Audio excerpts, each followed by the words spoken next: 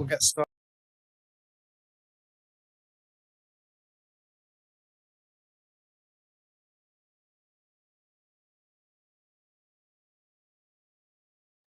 Okay, good morning, everyone. I declare the council meeting CO26 Bartuam open and welcome everyone here. Please note this meeting is being live streamed and the consequences of that. I shall open with our usual karakia. Whakatau mai te wara, whakawate mai te hinanaro, whakarite mai te tinana, kia e ai ngā mahi. Ai.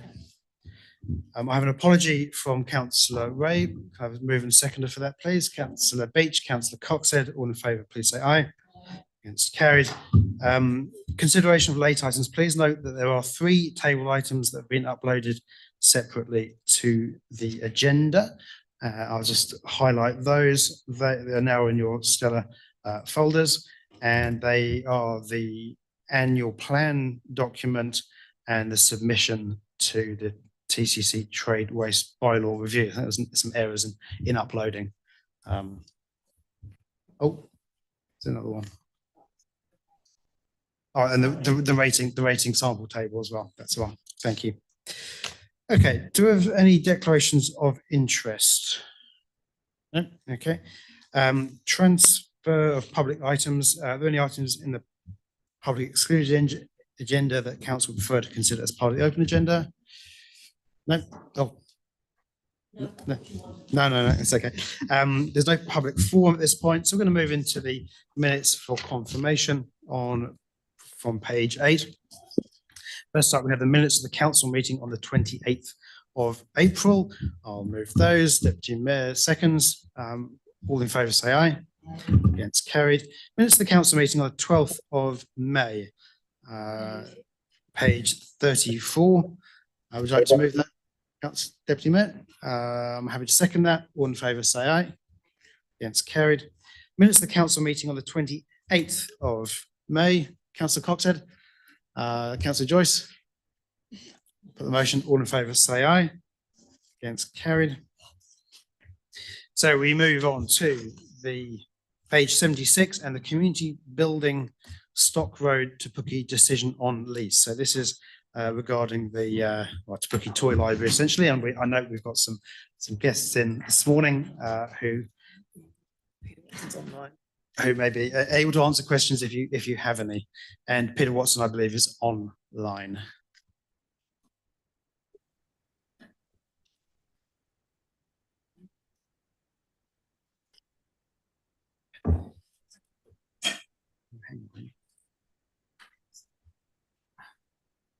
That page was wrong.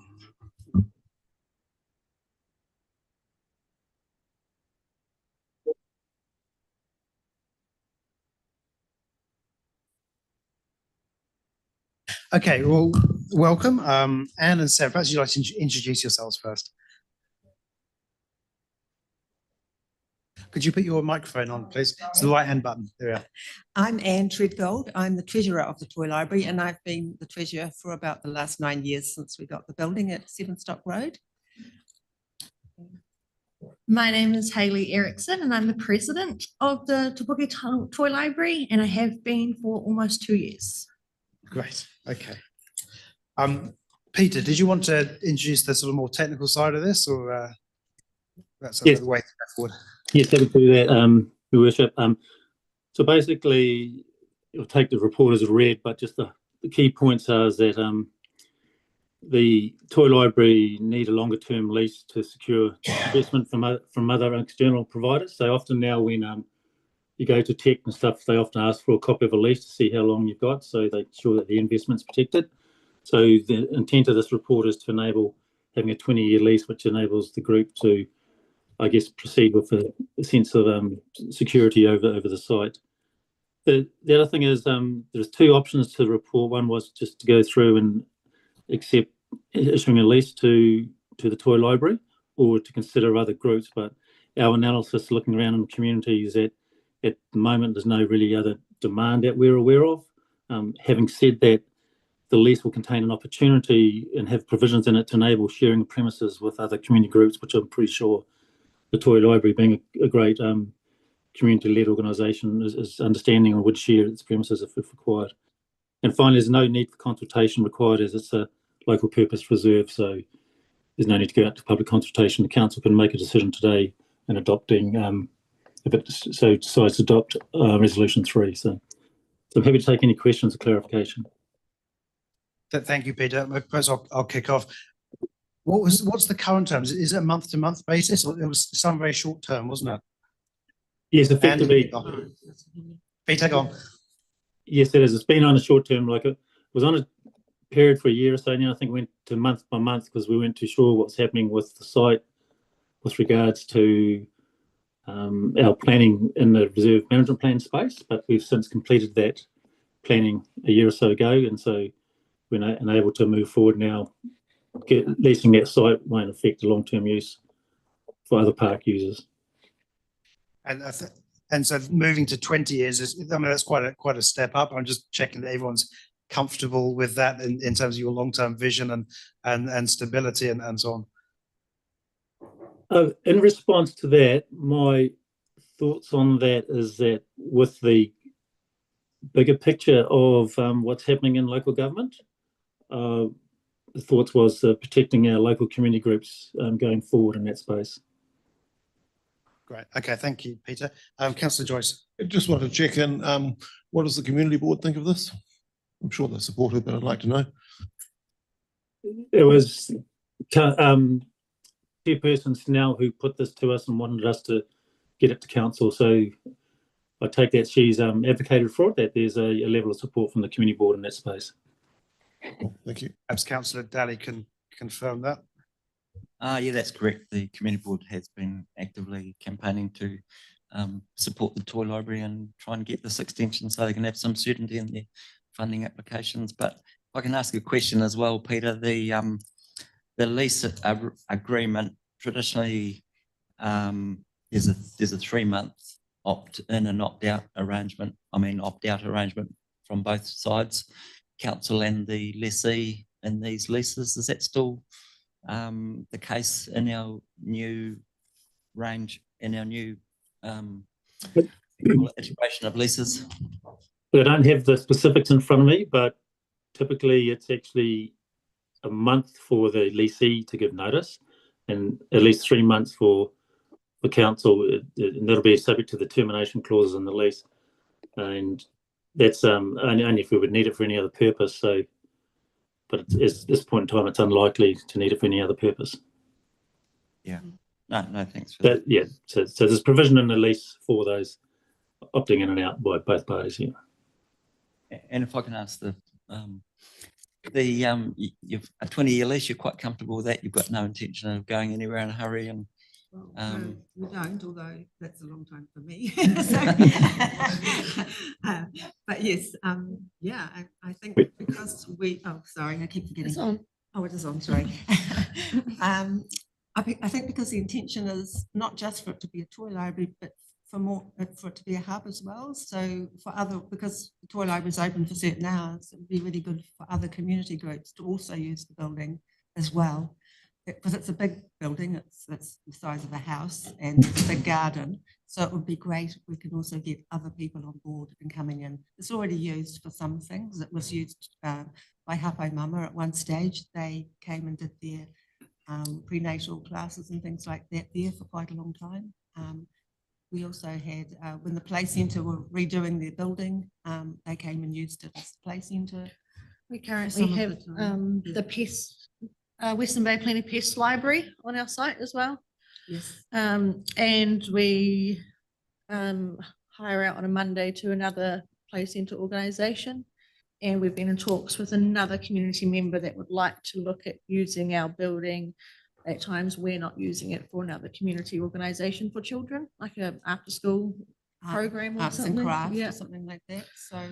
So that's what the vision is, for it to be used to its capacity. So it's not sitting there with days empty and stuff. So remember when we put you in there in 2017, that was one of the sort of provisions that you would actively accommodate other community groups that showed an interest, and you were able to accommodate them.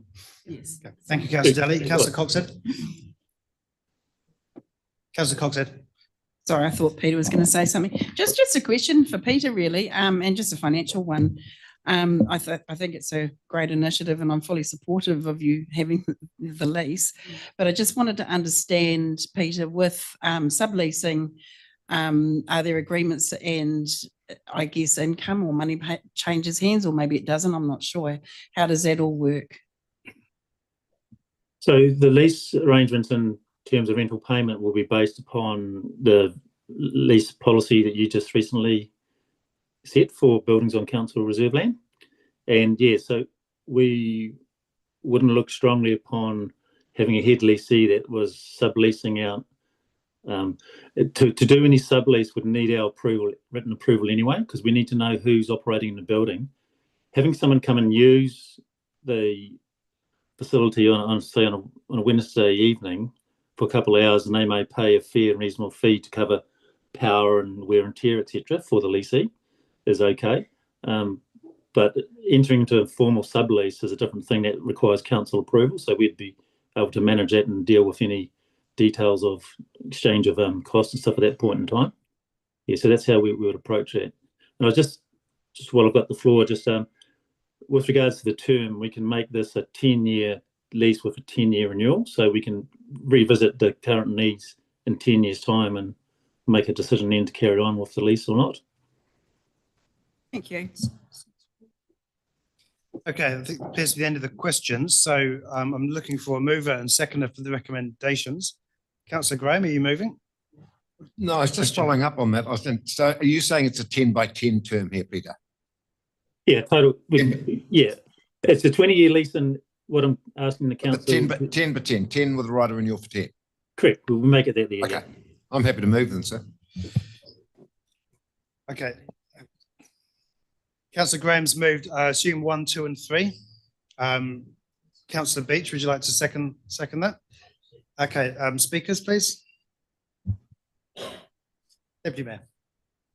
Thank you, Peter. I think its philosophy is good to protect the things that are good for our communities. And clearly the toy library is something that we didn't used to have. And it's great that it's got the leadership that it has, regardless of one's age. We have all make a contribution. And I think it's just a very good move. So congratulations and best wishes. Thank you, Deputy Mayor. And I had my points, and I think you're doing good work. I know the benefits of a toy library, and I think it would be unfair and disruptive to go out for expression of interest now, and particularly given your openness to accommodate other groups. So I'm in favour. Are there any other speakers? Councillor Dowie. Look, I did have another question, but I'll park that. But I was going to say the Te Puke Scout Group just down the road, 2 doors down from you, are in a similar situation where they've had a long-term arrangement without a lease, but they've now been subject to a lease. So, and they've also having to pay significantly higher charges, including 2 PAN charges. So I really hope that you're not having to be subject to that sort of additional payments in your lease, but I didn't have an opportunity to ask that question, but I'm fully supportive. We do pay the PAN charges. Okay. Yeah, we do pay the insurance. Well, thanks So for that clarification. We do, yeah, we do. Yeah. You know, put a fair amount towards the. Okay. Okay, no, fully We have supportive. done that since the beginning. Councillor Beach. Yeah, look, thank you so much. And look, I applaud volunteers and what you do for our community. So if council can support you in this way and giving you a lease and a home that you can call home, I'm 110% in support of you people and what you do. Thank you. Thank you. We're very excited. Yeah, thank you. I'm going to put the motion. All those in favour of recommendations 1 to 3, say aye. Against? That's carried. Thank you very much. Anne and Hayley, thank you. Thank you. Thank you so much for having us, Mayor and councillors and Pleasure. all the staff. Thank you very much. Thank you. Thank you, Peter. So now we move on to page 82 and the adoption of financial contributions for 26-27. And we've got a different Peter list for this one, Peter Renouf.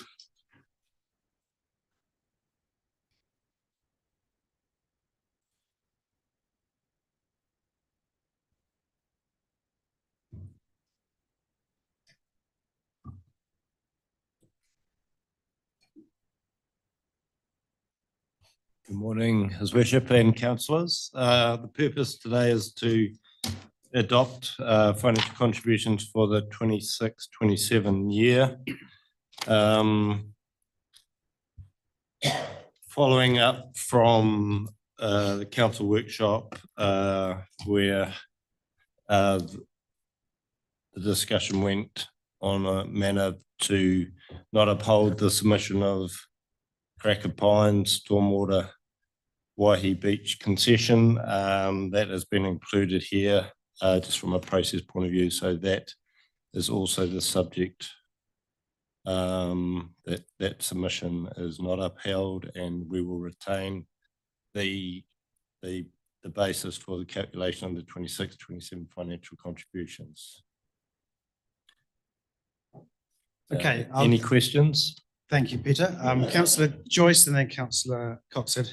So I'm sure you're aware that over a number of years, we've failed to cover the costs of growth through financial contributions. I'm talking in the past. How confident are we now that financial contributions are set to cover the cost of growth so it doesn't fall on other ratepayers?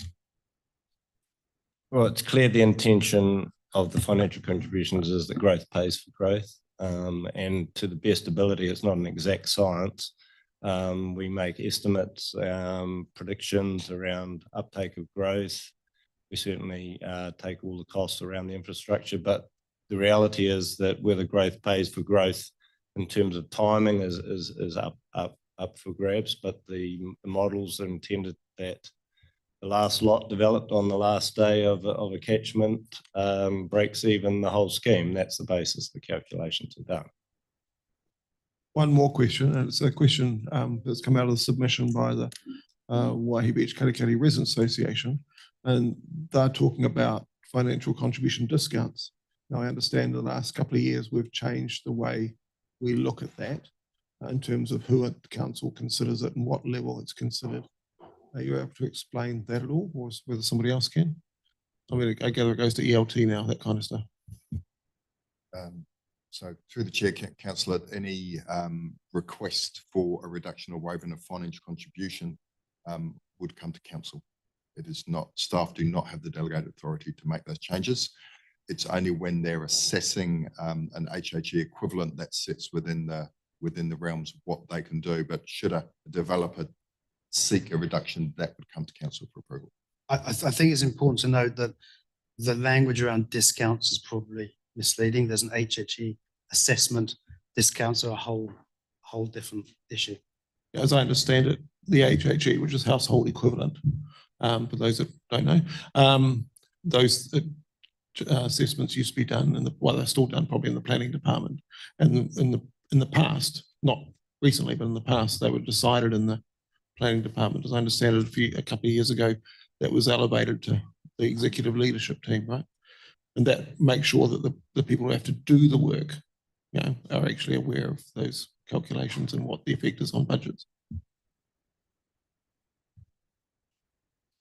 So to my knowledge at the moment, the planners make those assessments and decisions. They do get checked by, and Peter's heavily involved in checking these things as well, but it doesn't come to ELT to make those decisions unless they're of such significance that it's material. Yeah, I mean, it's fair to say that the word discount is misleading totally, and that waivers and reductions are implied in the district plan, and they're assessed under a rule set. So the judgments are administering the regulations of the district plan. So I guess if there is an outlier in terms of that, certainly in the future council will hear about it, but it's certainly escalated to the correct levels if there's something other than administering the rules of the district plan. Councillor Coxhead.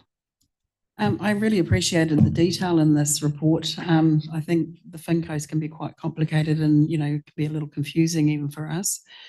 So thank you for that. I was particularly interested in the submissions, and with the retirement villages, I do take on board as well the lack of certainty that they have with a long progression through their developments. And I'm sure, a lot of developments are the same, but in particular, they've highlighted this.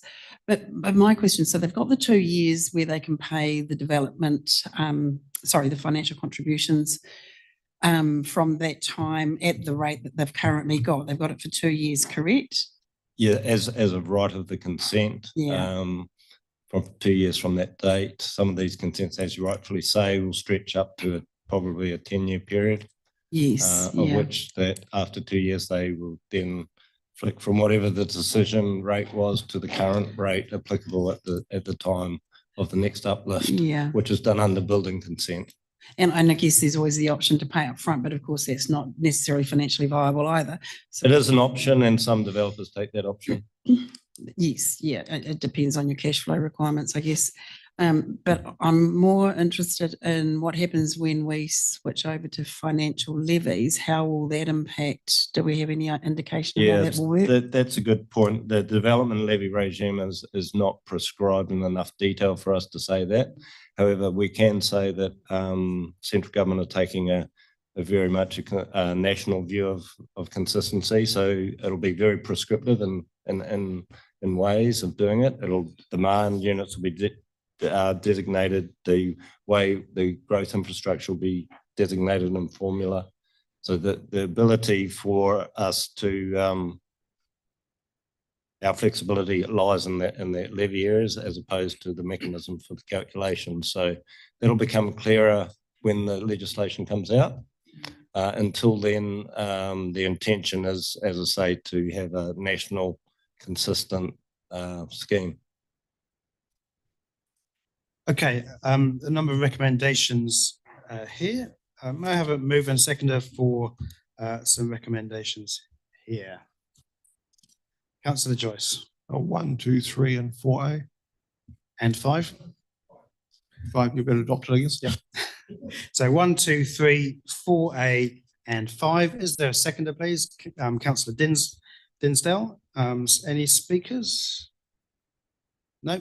In which case I'll... This here is a very complicated thing that that stands by those who want to do anything and take a risk.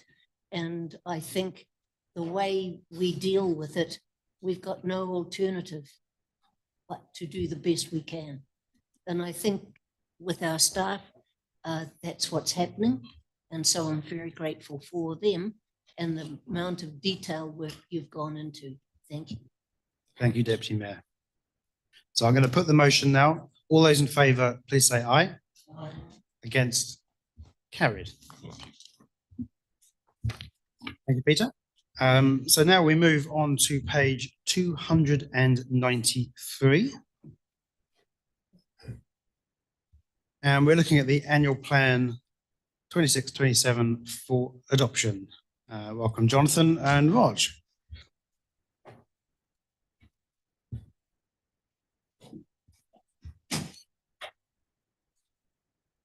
I will just note before we start, the annual plan is tabled item number 1. Thank you, Your Worship, elected members, and through you, Your Worship, I'll take the report as read. Just a few acknowledgements, if I may, if you could indulge me for a moment. The annual plan, as we all know, was developed under quite challenging circumstances. I just want to acknowledge and thank elected members, our executive team, staff, and our community for engaging with us, the honest feedback, the guidance to get us to where we needed to with respect to this annual plan.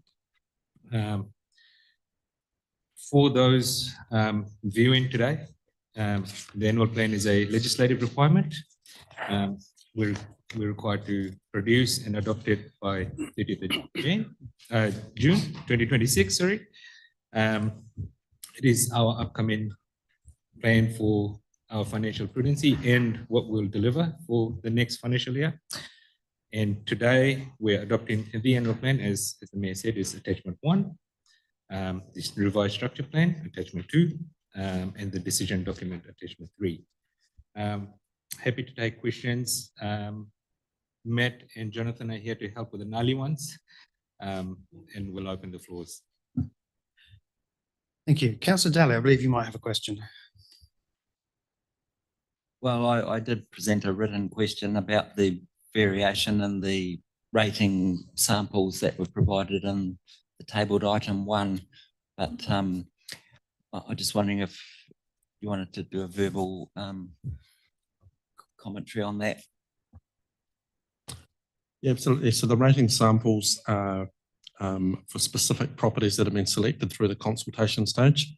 And the variances we can get specifically this year as well is due to the revaluations across the district, or the property valuations rather, across the district that are effective from 1st of July 26. So with significant movements in properties, there's a redistribution of where those rates can fall. So there can be, as you've highlighted in your email, some inconsistencies between properties depending on how that specific property has been revalued compared to other properties in the district.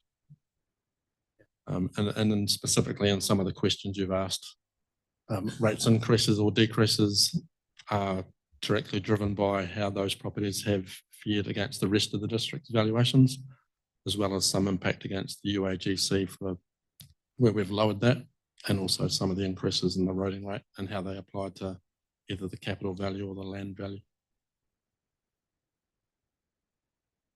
Tabled item 3, sorry, but just for clarification, do these tabled items get uploaded onto our website along with the agenda and minutes? So, oh, okay.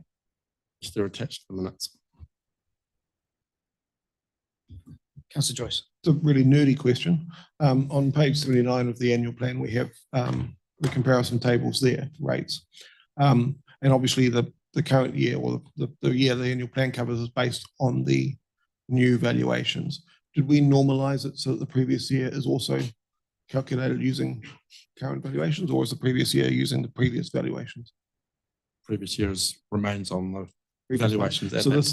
So this captures the effect of the valuations as well. Yes, it hasn't been normalized. Take that out. Okay, thank you. And I think it's important to recognise that if you just take the exact sample properly, sometimes you get some odd results, and they just for the benefit of some people. So sometimes you get a really large swing, but that's because they've put a kiwi fruit orchard on a bare piece of land, for example, and that can distort things. So just to bear in mind. Any further questions? Councillor Daly. Yeah, I did have another question in relation to, and I realise that people who might be watching on YouTube aren't privy to this, but one of the answers was relating to the roading rate, how the roading rate might have increased for some of these properties. But I just want to have a bit more clarification on that, because we didn't make any changes to the differential on the roading rate. So it would just purely be based on an increase in land value, wouldn't it? The road rate is based on land value, not capital value. Yes, in both cases. So yes, it is based on the land value, but there is also an increase in revenue requirement for that roading activity this year. So if we tie it back to the rating figures that's in the annual plan, previous year it was 17.7 million, and this year it's 21.6 million for that total revenue.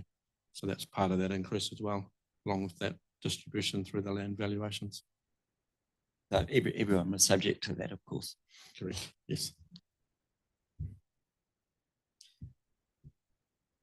There's no further questions. I'm going to move the 8 recommendations. And do I have a seconder, please? Deputy Mayor. I'm going to say a few words and then open the floor. So I do support this annual plan. It comes at a much lower rate increase than what we previously signalled, both in the LTP and in consultation. However, I do have some lingering concerns around using the transportation reserves to the degree to which we have, and it could lead to a larger increase in rates next year, but that debate is for another day. Beyond that, we have been prudent and cautious in our spends, but still managed to take some key projects forward and improve core services. So I support this and open it to further debate. Deputy Mayor. I think this has been a difficult annual plan to come through, and I think that between staff and council, we have done well, as we could expect to do.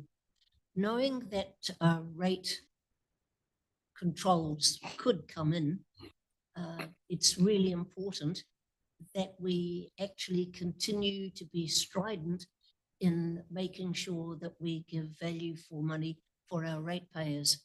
But the overriding issue for me is our roading network, making sure that it is fit for purpose. And when we've got so much development going on within our rural communities, and knowing that they pay significant amounts in rates, but it doesn't cover the cost of having a road built or designed. So that's one of the dilemmas that I think we have, and that the community doesn't quite understand. But I think, sir, that when I look at what's happening off Redwood Lane, and TCC have an enormous amount of industrial and business development through there, and we don't. And so when Rangiuru really gets underway, it should be a help for the rating system of our district. So I'm very supportive of the annual plan. I think under the leadership we have done as well as could be expected. And so in these difficult times where government, never mind which government it is, they always dump on us and then challenge us with change, and which has to be researched and progressed. So I feel that we have, so long as we keep mowing the lawns, so long as we keep listening to our ratepayers and doing the best we can. And I thought the submissions that we had, the people were really sensible in their comments and were really helpful. So I support the annual plan. Thank you, Deputy Mayor. Councillor Joyce. I think it'd be good if people understand, not talking about the people here necessarily, but people understand this organisation spends about $170 million a year. It's a significant economic force in our community, and it's very, very important. Perhaps if people realise how much money the outfit spent, they might vote a bit more in numbers, but yeah, the wishes are free. So this is a substantial document. We need to, that's operating spending, by the way, that's not CapEx. We need to get it right. So what have we done? Well, one of the areas that we've made savings is where we have frankly built up too much money. So one of them is the solid waste reserve, which we all acknowledge it's got a bit full. So you need to have reserves in an organisation like this. Otherwise, you can, if you're budgeting day to day, you'll really be in trouble. So the transport reserve, why did we dip into that? Well, first of all, that was an option we gave the public, so we must have believed in it at one stage. And we have a very big transport reserve. Now, what's not clear, unfortunately, is how much of that needs to be spoken for by some other requirements around growth. So I'm looking forward to that report. So the Mayor may be right. It may be that we've put off an increase rather than, squashed it. But to be honest, my philosophy is that we should not take money off people unless we know we need it. And at this stage, we don't know that we need it. We may need it, we may not. So I think this budget is a good compromise. We've increased transport spending, which is a very clear message we got back from the public. If you exclude that increase, we're pretty much bang on the inflation rate. And there's not many years in the past that we've been able to say that. So I think it's a good compromise. I say we may have delayed an increase rather than got rid of it, but we'll tell once the work being done by staff comes back, and we'll get a better idea on that. But I think the philosophy of we don't charge people until we know we need the money is a good one. Thank you, Councillor Joyce. Councillor Coxhead. I just want to say that I think as a council team, we work very hard to keep the rates under control by whatever levers we've been able to pull. But I'm also want to acknowledge the hard work of from the staff, because it has been a lot of extra reworking and to go away and to look for ways to actually reduce the rates. The hard yards were done by our staff. So I would like to say how much I appreciate your work. The only thing I'm not that happy with in this annual plan is the lack of a fluoride-free tap at the Waihi Beach area, in the Waihi Beach area. And I feel like for this princely sum of $65,000, the people who don't ever submit and the people who would benefit from being able to access unfluoridated water are the ones who miss out here. Unfortunately, that was lost, but I just wanted to register my my concern still about the fluoride in our water. But thank you everybody for the hard work you've done. Thank you, Councillor Coxhead. Councillor Alvin. Yes, I mean, I support the annual plan with the similar reservations to the mayor. I think we really did a robust job and achieved some savings and significant savings. I think the exercise that concerns me is the roading reserve decision we made, and Councillor Joyce was a really strong advocate for that, and that received the support of the council, and it does represent a significant saving this year to the ratepayer. But I do want to signal and that may be a play that doesn't succeed in the manner we'd like it to be, and next year the rates may bounce again. So I think anybody who's watching needs to be very clear that the decision made is on the logic of Councillor Joyce to keep the money in the ratepayer's pocket this year.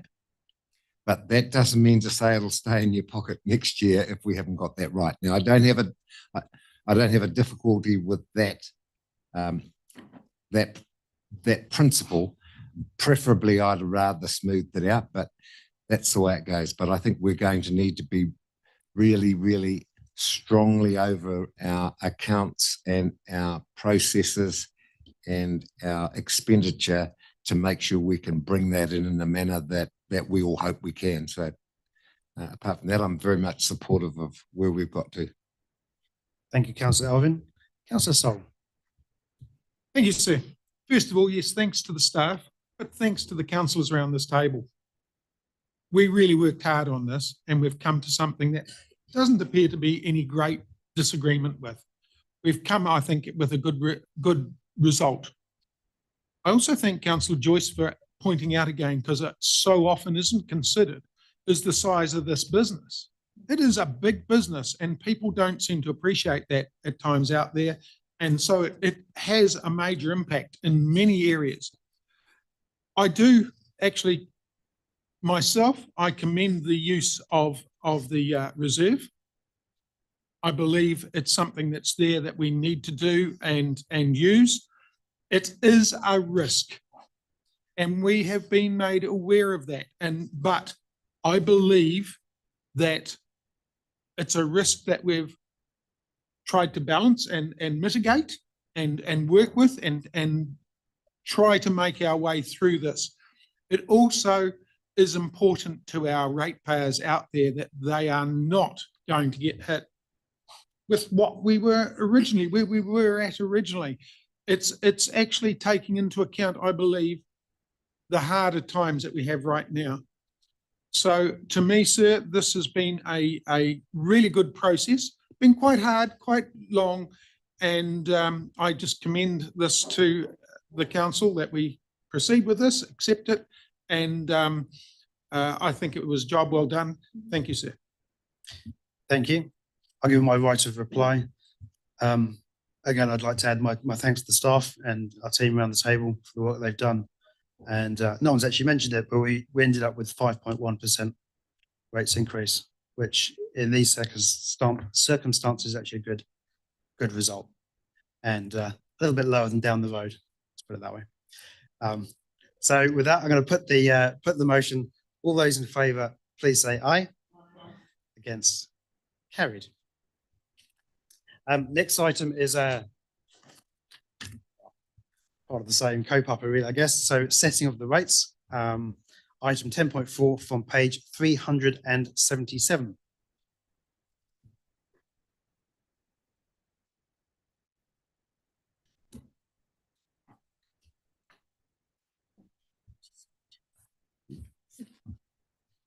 Okay, just a moment to get the page together. So this gives effect to what we've just adopted essentially and sets the rates. Are there any questions on this? No. So I'll look for a mover and seconder for those recommendations, please. Councillor Dinsdale, Councillor Sol. Any debate on this one? No. I'll put the motion. All in favour, please say aye. Against? It's carried.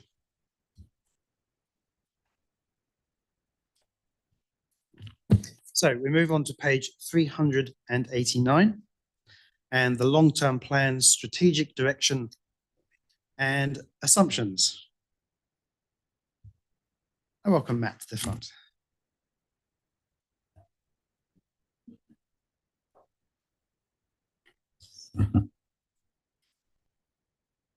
Kia koutou. This presents the long-term plan strategic framework, so the basis for essentially making your decisions and what matters to you going ahead through the long-term plan process, and also the underlying assumptions, and they're the best guesses that we use as the basis of preparing the long-term plan.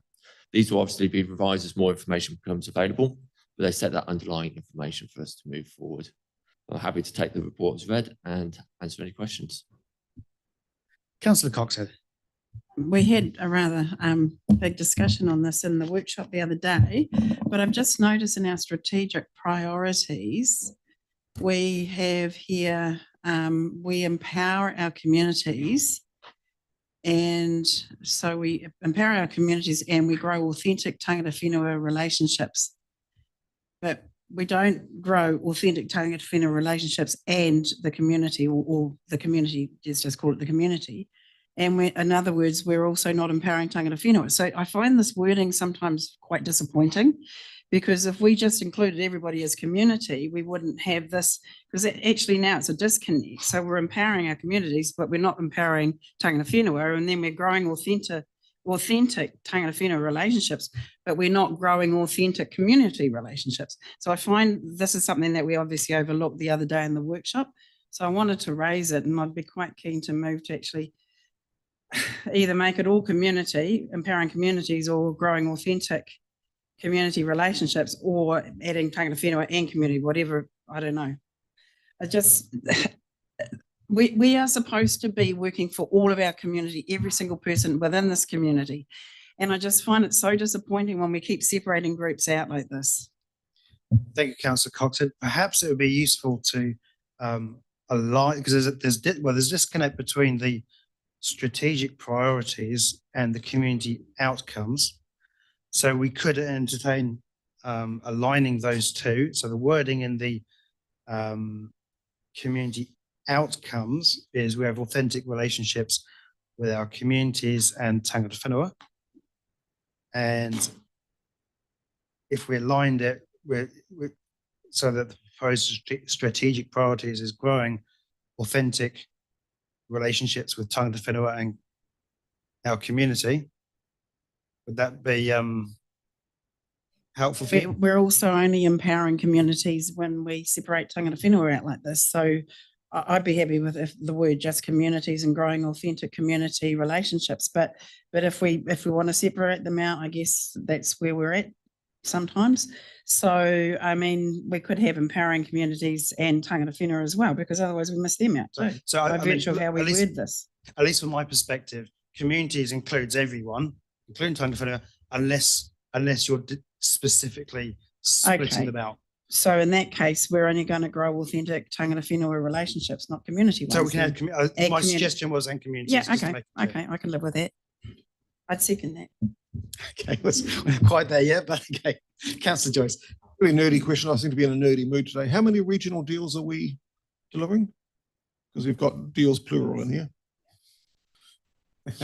Would you like an extra one? Well, I was going to say there's something on the table that I don't know about. Okay, I think we can make it delivering the regional deal. Yeah, I think so. Yeah. Councillor Elvin. I just want to go back to the issues raised with respect to the strategic priorities and particularly by Councillor Coxhead, I mean, I'd be very happy with the words empowering and growing communities and growing authentic tangata whenua relationships. And the reason why I think it needs to be in there is we've got obligations under the Local Government Act, whether we like it or not. So I think that we do need to have the reference in there. And it's an obligation under the Act in numbers of sections about what we're required to do. And I think with reference to the provisions in the Act, it probably needs just to be mentioned. Other than that, I think we should be growing everybody. I think that, and I don't think there's any particular, you know, in ordinary sense, there's no particular need to be separating them out. And I think that that's where Councillor Coxhead's at, but I am mindful of our obligations under the Act, and that's the only reason why I would support some of those differences. And so that's just my tuppence worth on that. Deputy Mayor. I think Councillor Tisdale and I both last week in the workshops talked about the need for community, that it was inclusive. And so tangata whenua, we're proud of the relationship we have with our communities, our Māori forums. They've got great leadership. Leon can certainly chair a good meeting, but I do think it should be including tangata whenua. That would be, if so, it's the wider community, and I often feel as though we leave the community behind and assume that everybody knows, but they don't. And so we're reflecting what is of concern out there to the wider community. Don't leave the people behind. That's who we represent. That's who we work for, the wider community, all of them. So including tangata whenua, because if we've got to acknowledge the law at this stage, so I think we should tighten up that wording, sir. Okay. Councillor Coxer. What I'm trying to achieve here is that we're bringing everybody along, not separating out groups, because if we want an inclusive society, there's only one way to do it, and that's include everybody. So my concern, yeah, and like I acknowledge, obviously under the LGA, we do engage tangata whenua in decision making.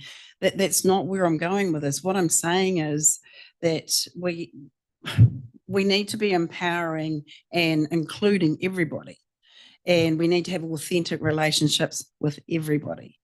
So that's all I'm trying to say, is I just want to bring the whole community along, not separate everybody out all the time. And that's what I find disappointing. Thank you, Councillor Coxer.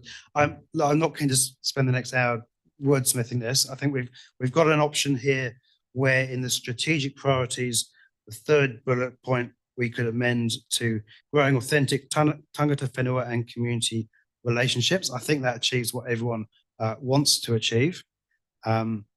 So if people are happy with that, I just think you've got it the wrong way around. It's the community and tangata whenua, not tangata whenua and community. It's. Councillor Joyce. The issue we have is tangata whenua are part of the community, but we need to mention tangata whenua because of the Local Government Act obligations. So it could be like with tangata whenua and the rest of the community, right? Because I don't want, otherwise it sounds like we don't think tangata whenua are part of the community, which is also incorrect, right? So yeah, in the spirit of compromise, I would suggest the word would be tangata whenua and the rest of the community.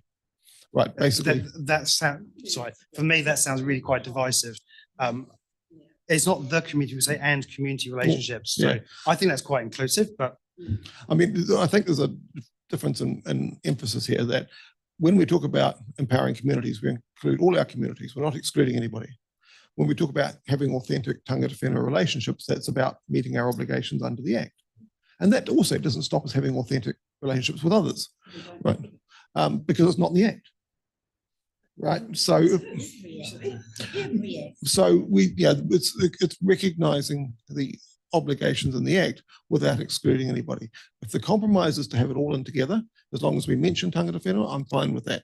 I just don't want it to be written in a way that sounds like they're not part of the community when they are.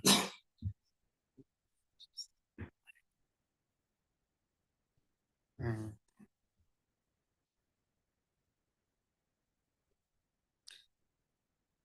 So there is another suggestion that Matt has suggested.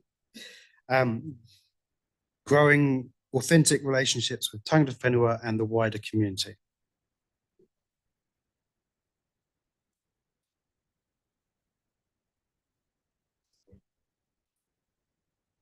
Yes.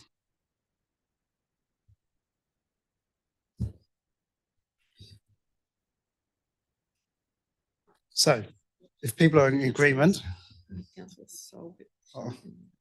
Sol, and then Councillor Daly. Yeah, no, that sounds good. That latest thing, but I'd also like to suggest another change if possible. I'm a bit concerned about the environment and changing climate line there, protecting our environment and responding to a changing climate. I think we should include the word resilience, and it could be through protecting our environment and ensuring climate resilience perhaps, but I'm just not sure about the changing climate thing. Yeah, I'm not sure about climate change. I mean, that sounds like quite a bold move, but I'd like some sort of wording. so you want resilience in there. Add That's the that's word resilience, yeah. And that could be under the above one, providing well-maintained, I think that would be a better place to efficient put it. and resilient infrastructure, maybe. We did talk about this in our workshop the other day. And So you're suggesting potentially bullet point 4 being providing well-maintained, efficient and resilient infrastructure. yeah, I'd be happy with that.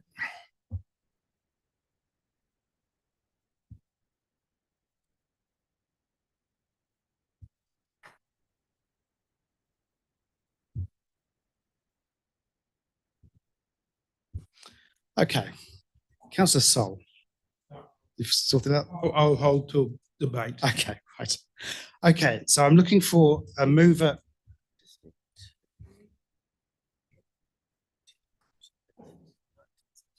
Okay. Look, so I'm looking for a mover and seconder for, there's 5 recommendations there. But I'm going to, under recommendation 3, adopts the revised, oh no, sorry, it's actually recommendation 4, adopts the strategic. No, it's not, I'm sorry. The recommendation 3, the council adopts the revised strategic framework, noting the subsequent amendments agreed in the meeting. Okay, and what we have there is delivering the regional deal rather than multiple deals, nice as that might be, but anyway. Growing authentic relationships with Tangata Whenua and the wider community, and providing well-maintained, efficient and resilient infrastructure. Do I have a mover and seconder for those? Councillor Cox said, Councillor Beach. Any further debate? I think Councillor Sol wanted to say something. Yes, sir. Basically, I'm quite comfy with that change. It still separates things. It isn't just a community. I know that I'm here to represent my community and I don't care who they are. If they approach me and want assistance, I give it. If I am making decisions in this room, it is for everybody as best balance we can make. So at present, if it assists in making us comply to current legal requirements, it suits me, sir, and I will support it. Thank you. Councillor Alvin. Yes, I'm happy to support it as well. Against that underpinning discussion we did have in our workshop about being a bit more progressive around borrowing and to increase the quality of the resources in the community, recognising our balance sheet is a bit quiet.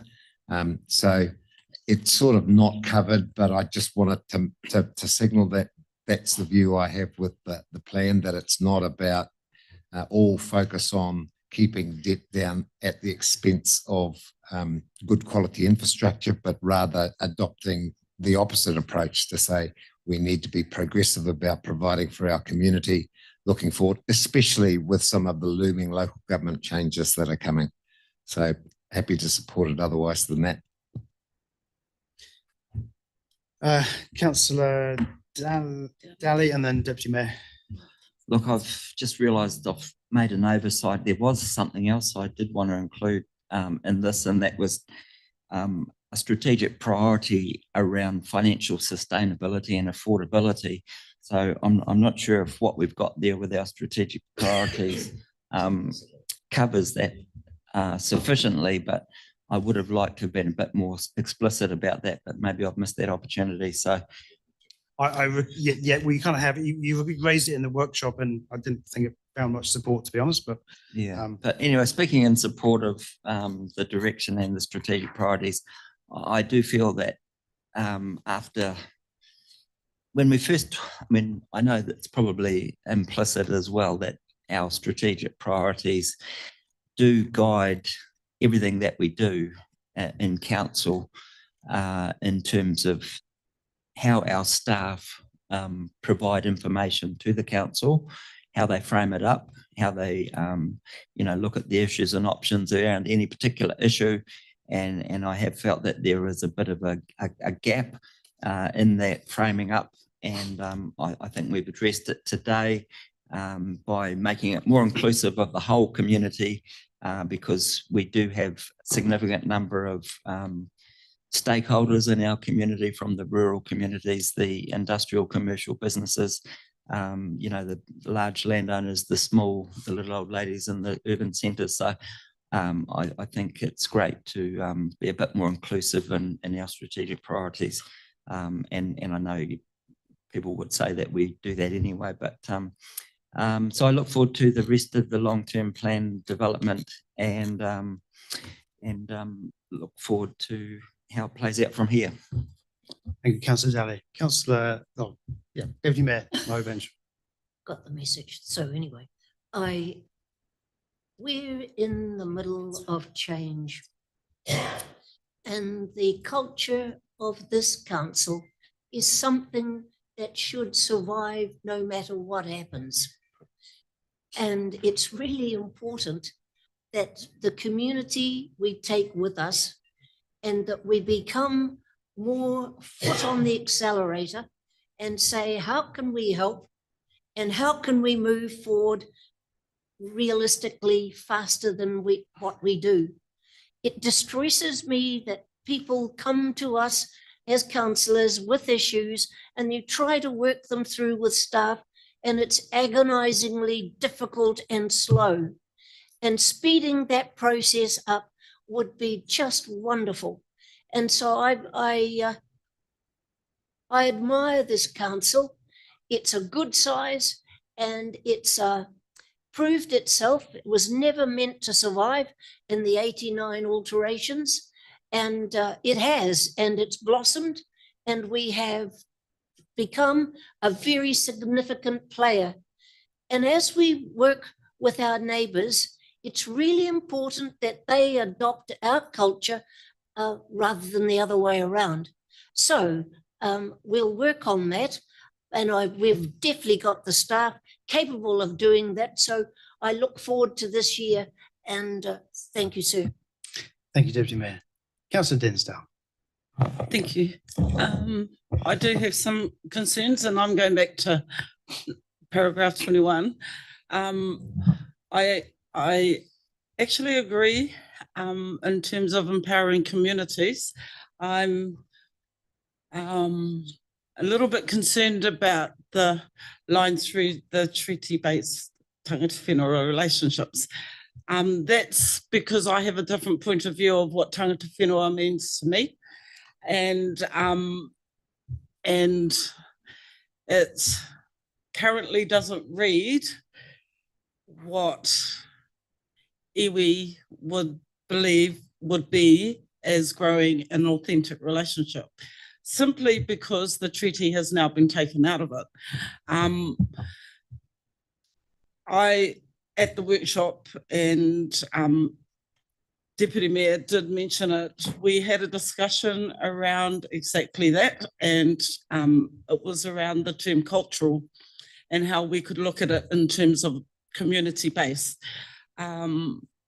I was happy with treaty-based relationships because when it was termed that way, we were looking to work with our PSGEs in terms of the regional deals. So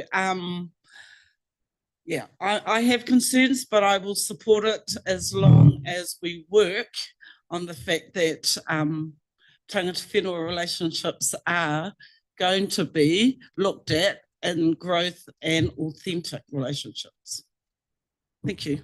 Thank you, Councillor Densdale. Councillor Joyce. This is a bit of a compromise, and that's fine. I would say that the word efficient is in the proposed strategic priorities, and yeah, perhaps Grant, you and I could have worked together and got another word in there, but efficient covers it. And in the outcomes, we talk about thriving economy, and you can't have a thriving economy if your rates are going through the roof. So I think we've covered that. On the authentic relationship, we have not just an obligation, but I think an opportunity to work closely with tangata whenua, and we do that through the forums. And I think, you know, despite all the discussion about wording, I don't know anybody in the room who doesn't support those forums. So I think that's really, really important. I think people talking, there's a bit of a muttering about for now, it's in the Local Government Act, but I would invite you to look at the 19 acts that the government's reviewing.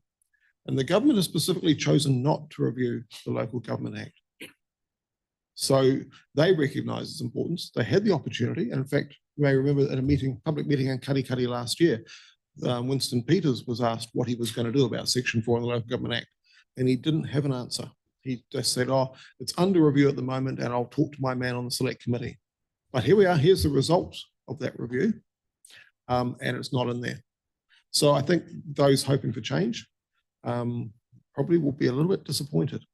Now, this is an important part of our legislation. You know, more than 70 laws, and that's a pretty old count, reference the treaty.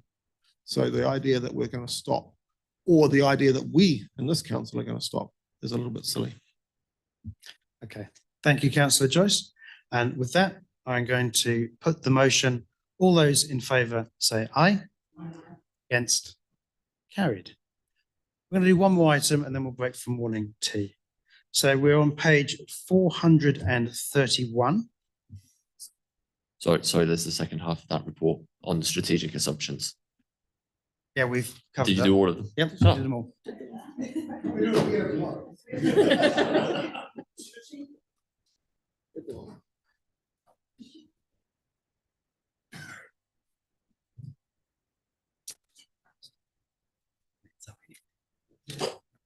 So noting that unfortunately the agenda, the stormwater, the submission on the Tauranga City Council stormwater bylaw review was uploaded twice, whereas it should be the stormwater bylaw review and the trade waste bylaw review.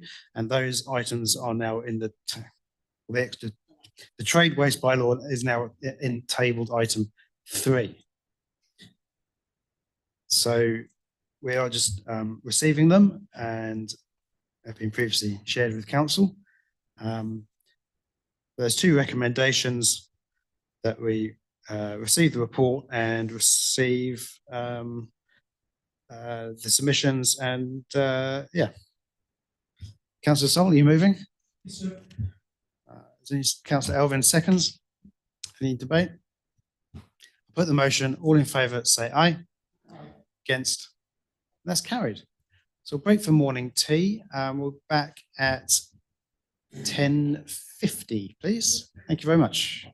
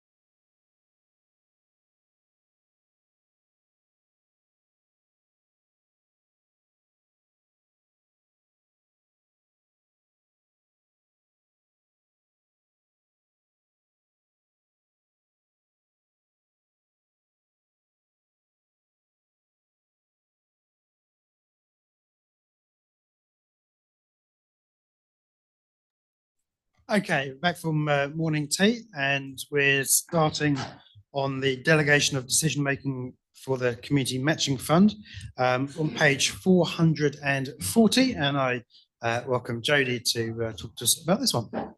Morena, Mayor and elected members. I think this paper can just be taken as read. It's just the appointment panel or working party for the making the decisions for the Community Matching Fund for 2026.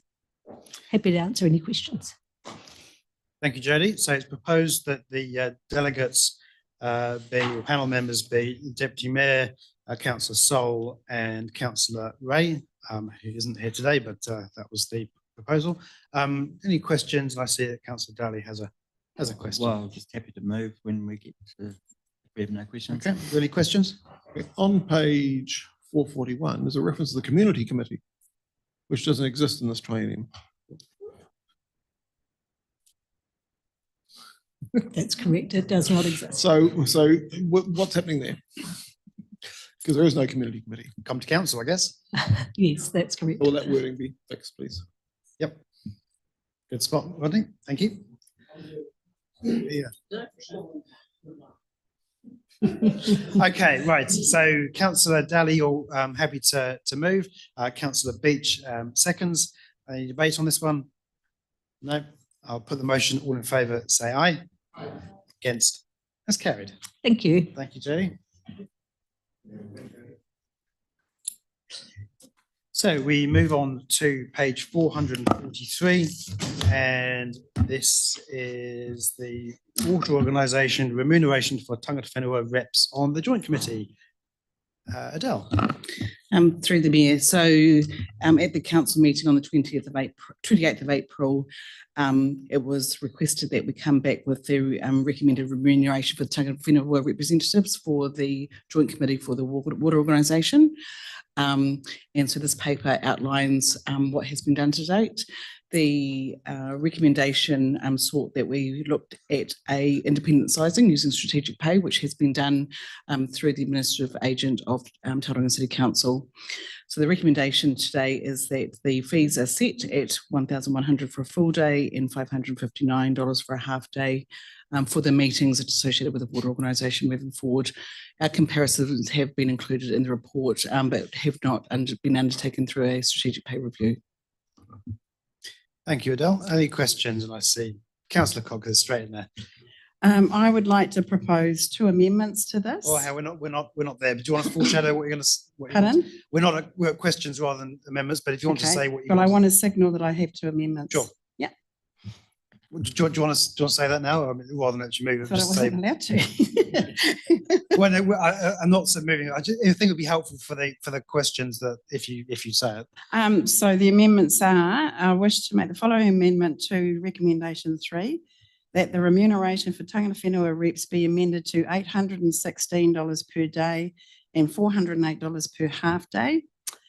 And I would also like to add 0.4A.4, that Tauranga Council are able to make administrative decisions only as administrators of the joint group for local waters done well, but do not get to make financial decisions without approval from both councils, TCC and Western Bay of Plenty District Council.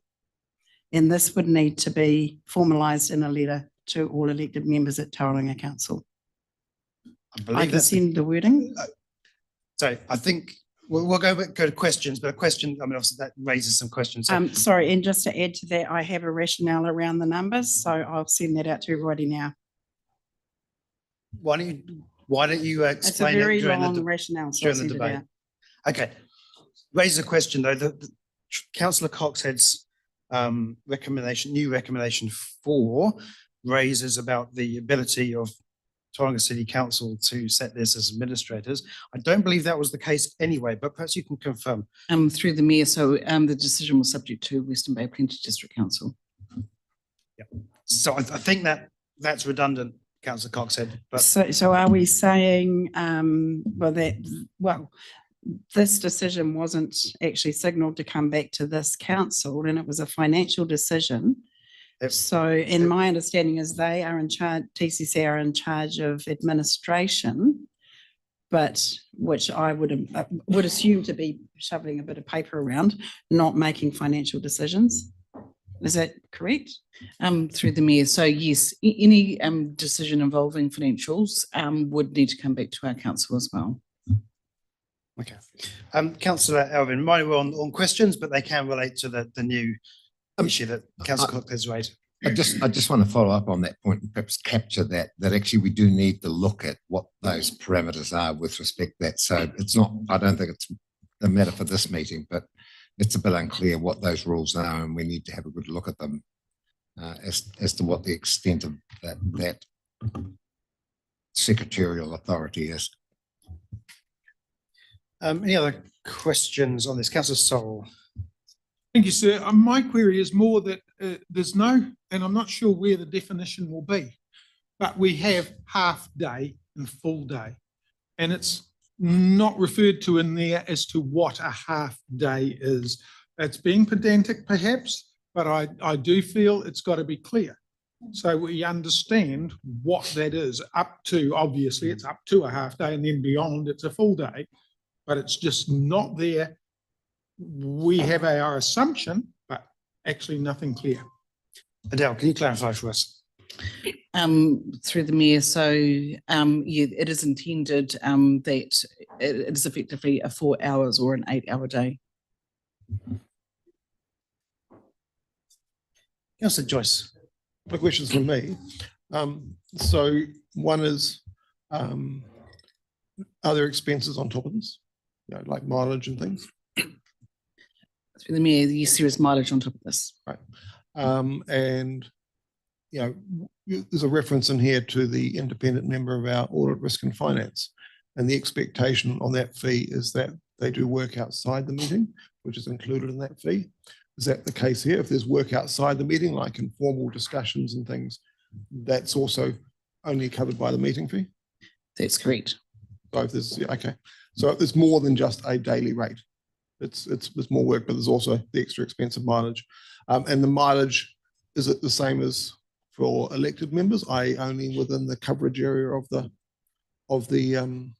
body? Because, for example, if you live in Tauranga City and you're on the Western Bay Council, you can't claim mileage within Tauranga City. Is it the same for Tangata Whenua? If they happen to live in Gisborne or Wellington, they can't claim mileage from Wellington?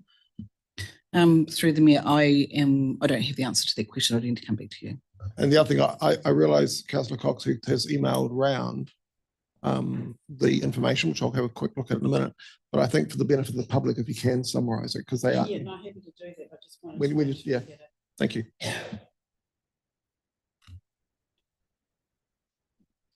Councillor Daly. Adele, I was just really, this obviously follows on from the joint working group that we had to establish to get to the point where we established the joint committee. And I know there was some ongoing disputes about the compensation for that period of time. So I just really want to ask if those have been resolved satisfactorily, and because I know that the hourly rate proposed at that time was $150 an hour. So on an 8 hour day, that'd be $1,200, wouldn't it, on that basis, plus preparation time before the meeting. So just wondering how that has played out.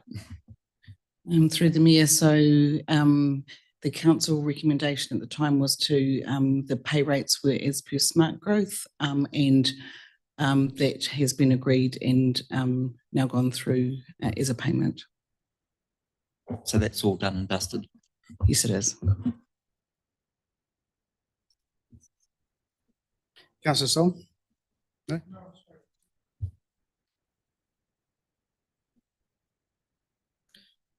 Well, I think what I might do is, since it's quite a lengthy piece that Councillor Cox has put round, I think it's only fair to let people read it.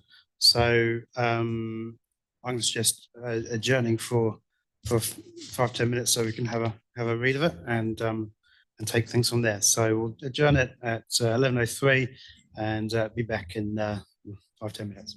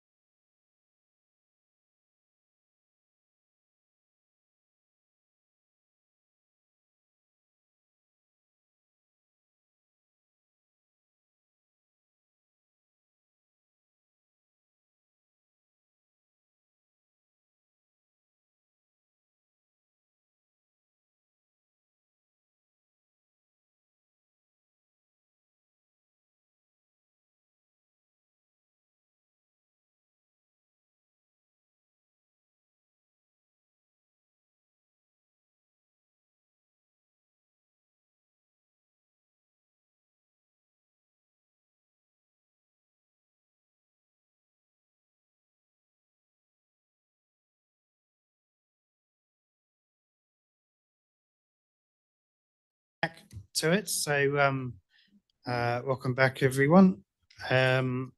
So we've sort of come to the end of the questions, I think. With any final questions, Councillor Joyce? It's a tricky one, but if we come up with a different rate to our colleagues down the road, what will staff do with that? Adele? Yeah, through the mayor. So we would take this back to TCC for their consideration also. Thank you. Councillor Daly? Just to clarify, they have already approved this themselves? Yes. Through the mayor, yes, they have. But it was subject to Western Bay Plenty District Council. It was there was only one against, I believe. Councillor Song? So are we already under the situation where these payments have already been made? No payments made at all? Adele? Through the mayor, it was subject to this decision. So we have had one joint committee meeting, which was held just over a week ago, and we've got a further one coming up this Monday. Because of the timing of our council meetings, this was the first opportunity that we could get the remuneration paper to council. So it will be paid subject to this, where we get to, and any changes that might be required with TCC. Deputy Mayor? Could you just repeat that, please, Adele? So the tangata whenua who've been involved all along, they have been paid or not paid? Through the mayor, for the joint working group, the agreement was that the rates were paid based on the smart growth rates, and that has been now paid. The agreement going forward was to look at the remuneration payments and the basis, which was to be strategic pay. So that's what we're putting on the table today, is the agreement of the joint committee payment going forward. So they're one meeting in arrears, basically a week back. So, yeah. Councillor Joyce? Sorry, a couple of questions that brings to mind. So the rates that are being passed by Tauranga City, are they the same for externals on smart growth and other committees?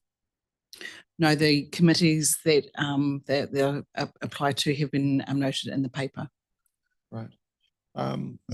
If we take a different rate, are we getting ourselves out of line with rates paid to other externals? We have noted what the differing payments are in the paper. So you've got the audit, risk and finance, and we've got our current remuneration for our Te Arawa and Te Aronga Moana members. But, the expectation that this was based on strategic pay, and the other pay is not on that basis. So yes, it's slightly out of alignment, but we're looking at how we do get agreement on this moving forward. So I just looked through the paper again, and I'm sorry if I missed it, but I can't see any reference to the pay rates of smart growth and other sub-regional bodies, because the sub-regional bodies. No, I've just said that we've noted which ones it does apply to. So the smart growth ones were in the earlier paper, and it's about $402. So this is out of alignment with other sub-regional bodies for externals. They are different at this point in time, yes. Yeah, okay. Who pays for this? Is it still the 80-20 split, or what's the split between Tauranga and... On the basis of establishment, it's 70% is funded by Tauranga City Council. So we're funding 30%. 30%, okay. That's correct. Any other questions? No? Okay, so what I'm going to do is, recognising that Councillor Coxhead has foreshadowed her suggestion, there's recommendations 1 and 2.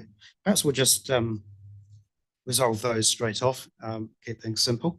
So Councillor Sol, would you like to move that? Councillor Dinsdale seconds, and that is to receive the report and its low significance. Hopefully no one's going to debate this one, so I'm going to put the motion. All those in favour, please say aye. Against, carried. So we come to recommendation 3. So Councillor Coxhead, I invite you to move your resolution. Do you have some exact wording for that, or is it literally just the 2 different numbers there? So it's 816 and 408, was it? Sorry, so I wish, yes, so the amendment is that, yes, the reps be amended to 816 per day and 408 per half day. Thank you. Okay. And we've decided that my 0.4 wasn't necessary. That's correct. Yeah. Yeah. I think, could I suggest though, we still send a letter to TCC elected members, stressing the point that the anything that is involving financial decisions does come back to this council as well, because they did miss it last time. Okay. There's a broader issue there, and there's been a few issues where some upfront discussion would have been helpful. I think that's a relationship thing rather than sending letters to each other. I don't think that's a helpful approach. But I totally take your point, and I think that's something that Matt and or I can commit to doing, because it's important. But I don't want to start sending like legal letters to them. It's just not very nice. Email?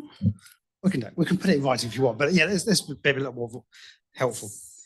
So I've seen you're moving it, Councillor Coxhead. And it's not an amendment, it's just you're just moving a motion. Councillor Sol is seconding. So do you want to speak to your motion, Councillor Coxhead? Thank you. Yes. So yeah, the reason I've gone to, sorry, these are quite exhausting calculations. I apologise for that. Because I wanted it to reflect the skills and experience of the people involved, but also it needed to be fair. And I think we were all quite shocked at the amount, the daily rate and the half day rate. And taken from strategic pay as it was, and it was the March 2025 report commissioned by Tauranga Council for the City Future and City Delivery Committees, which also have voting rights, which of course the joint group doesn't have. And it was based on looking at a company director's salary of between 27 and 30,000 per annum. But company directors also carry full fiduciary responsibilities and accountability under the law. So again, I didn't think it was a comparative figure. So anyway, so this is, as I say, my own personal thoughts. So where we've landed was $1,118 per day or $599 per half day. Now we've just had a conversation about this. So a full day is 4 hours and above, and a half day is less than up to 4 hours, right? So what actually ended up happening in the strategic pay recommendations is they were using the salary of Tauranga councils in 2025, which was $135,900. And they were using the figure of a 20%. So they were saying the work of these committees was, let's just say it was around about 20% of a full councillor's workload. And so that came up with a figure of 27,180, and then they based it on 25 days of work. So they came up with a figure of 1,085 per day, which has of course been adjusted, I guess, for CPI. But using the current salary for TCC councillors, they are on 163,000 per annum, just without any other responsibilities. So that actually now works out at $1,304 per day. So if we look at that, and then we look at what a councillor in Western Bay of Plenty without any other chairmanships, so 20% of our $75,000 salary is $600 today. So you can see there's a huge disparity between ours and Tauranga Council. That's not a dig at anyone, that's just what it is, right? So what I've done there, and I thought, well, okay, if we averaged because we've got 10 elected members on both councils, so why don't we just average those two? And that came up with a figure of, I'm losing myself now, $952 per day and $476 per half day. But the daily rate for a TCC councillor is $627 per day, and they're an elected member. In Western Bay of Plenty, we only rate at $302 per day. So again, I'm talking about fairness all round. So I then looked at what the basically what the governance group payments are currently, and this group really fits into between groups 2 and 4, so it has no decision-making powers, and these are the government, public service, etc., and sitting on government committees. So the range there was between $295 and $680 per day, which again, I didn't think was actually nearly reflective enough of the work involved. So I've averaged that, sorry, this is complicated. I've averaged that with the other calculation I've done on the 20% and arrived at $816 per day, $408 per half day. Now, the point was made about the difference between our audit risk and finance payment and this particular group. And the difference being that council are determining what the fee is being paid for the joint working group, as opposed to with the audit risk and finance independent, we call for an RFP and then we get submissions. And most of these people are employed in their own businesses as well. So there's two things that it's actually raised for me really here is A, should we be doing the ARF independent as an RFP? Or should we be looking at maybe the people who do come and work on these committees, maybe they should be submitting an RFP, not for decision in this particular forum, but it does raise more questions. So basically, if anybody doesn't understand what I've got there, please feel free to ask me. Thank you, Councillor Coxhead. I'm glad we had it in writing to read as well. But anyway, any other speakers? Councillor Elvin. Yeah, look, I find all this kind of irritating at a number of levels. The thing that troubles me is TCC have just gone and passed this resolution subject to our approval. If we then go and say, no, we don't agree, we've got to spend another $1 million worth of council time trying to work out what an appropriate rate is. And, you know, that could have been avoided with a bit of actual just common sense. And so I'm left here in a position to say I would really like a sensible review of these figures, but I've just done the assessment. For this council, the impact on us is about $270 per meeting if it's full day. It's actually the proverbial chicken dung. And so I'm sitting here saying I've got a matter of sort of principle that I'd like to run down properly. So I really appreciate all the hard work Tracy's put into it, because she has, and I agree with some of the stuff in there. On the other hand, I'm saying, oh my God, it's another meeting. We're going to sit round for another meeting, going round and round in circles with TCC, trying to get a number, and we're going to land up somewhere else. And it's $270 a meeting for us. I'm really troubled by that. No, it's 90 on a full day. It's 90 difference times 3 per day. So it's a total cost of, it's a total, I can't count, but I think the difference between the two rates is about $90 per day times 3, 270. So I'm just saying, oh my God. So I don't know what to do. I got some sympathy for Tracy's position, but I'm also looking at 1, 2, 3, 4, 5, 6 at huge remuneration rates. Are going to sit in another meeting for 2 hours. It's going to cost us. Yeah. And I'm going to say, really, is this bloody worth it? Thank you, Councillor Alvin. Councillor Sol. I have the same issues in many ways here, but I think we're forgetting one thing. It actually came up in the meeting yesterday. We should be talking about the greater thing. This isn't just us and what we contribute to what's being paid. It is what is being paid and who the service receivers are going to be paying, what they will be paying for it. Because it's not going to be us for much longer. Okay, not just out of this council. It's the ratepayer, the person who this is meant to be advantaging by lower costs. We're agreeing to a higher one.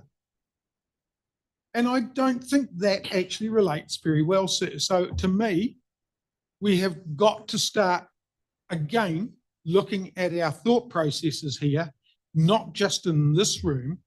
Yes, it is only a small amount. Yes, we can probably get away with it, but we're forgetting where it goes in the bigger organisation.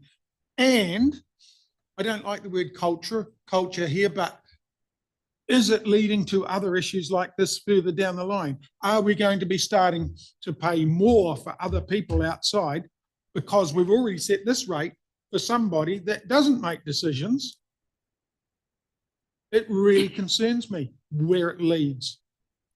And so to me, sir, I do support the amendment. Thank you, Councillor Sol.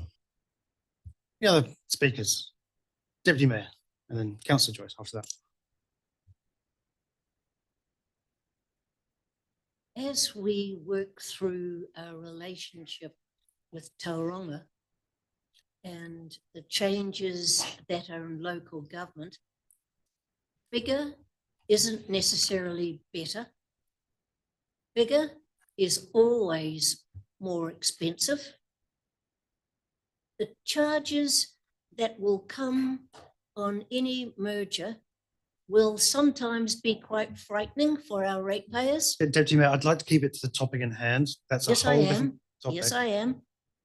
There's a culture and a philosophy that this council has adopted for a very long time. It's what our ratepayers can afford. Now, it might be a piddling difference between what Tracy is suggesting and Councillor Elvin is challenging, but at the same time, what the motion is reflecting is how this council operates. And I think that everybody's getting paid anyway, and if it does mean that our chief exec has to negotiate with the Tauranga City Council, it is a very healthy issue to say costs matter, people matter, and we're concerned even if it is a small amount. It's the principle that counts, and I support the amendment. Thank you, Deputy Mayor. Councillor Joyce. I'm trying to work out Councillor Alvin's maths. Can I raise a point of order against myself? Okay. Because I think my numbers are actually wrong. I think it's about $1,000 a day. Yeah, it's about if it's a full day meeting, it's $300 a day difference roughly. And so yeah, for 3 people it's 900, but we only pay 30% of that, so it brings it back down to about $90 per person. It isn't. Yeah, I was right. I think in the first place. Yeah, so I think I was as right. soon as I was trying to work it I out. think that's wasn't right. wrong. Yeah, that's right. I was only 80%.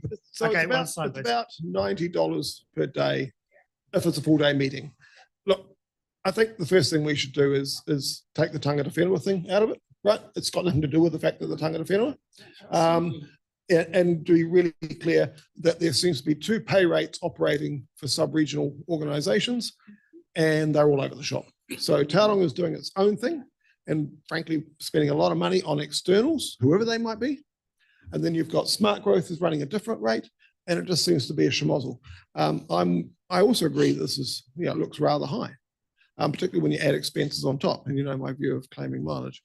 But I'm also, like Councillor Alvin, is the fight, or to quote a former CEO, is the juice worth the squeeze, or is the squeeze worth the juice? I can't remember which way around it used to go. Yeah. But yes, the juice worth the squeeze. Thank you. So it's really hard because we'll spend more money debating this and sending people off to sort it out. Yeah, the issue is that, frankly, there seems to be a rather looseness with public money that offends us. And I don't agree with that. And that's to any external, be they an accountant, be they tangata whenua, be they a lawyer, be whoever they are. It seems to be that someone is rather loose with public money. But fixing it could actually be more expensive than not fixing it. And that's hard, because then you come down to, well, it's a principle on one side and it's practicality on the other. And I think we do need to send a message back that we need one set of pay rates for sub-regional stuff. If Smart Growth has got a pay rate, why don't we just use that? That's completely, Smart Growth has no power either. So it seems to fit better. Smart Growth takes a lot of time. They do sometimes have full day meetings, but not a lot comes out the other end of it as far as I can see. So, the problem I have is that we could then spend up more time debating this and sorting it out. But we do need to send a message that, please, you've got to be more reasonable with all externals. Other speakers. Councillor Daly. I'll support this motion.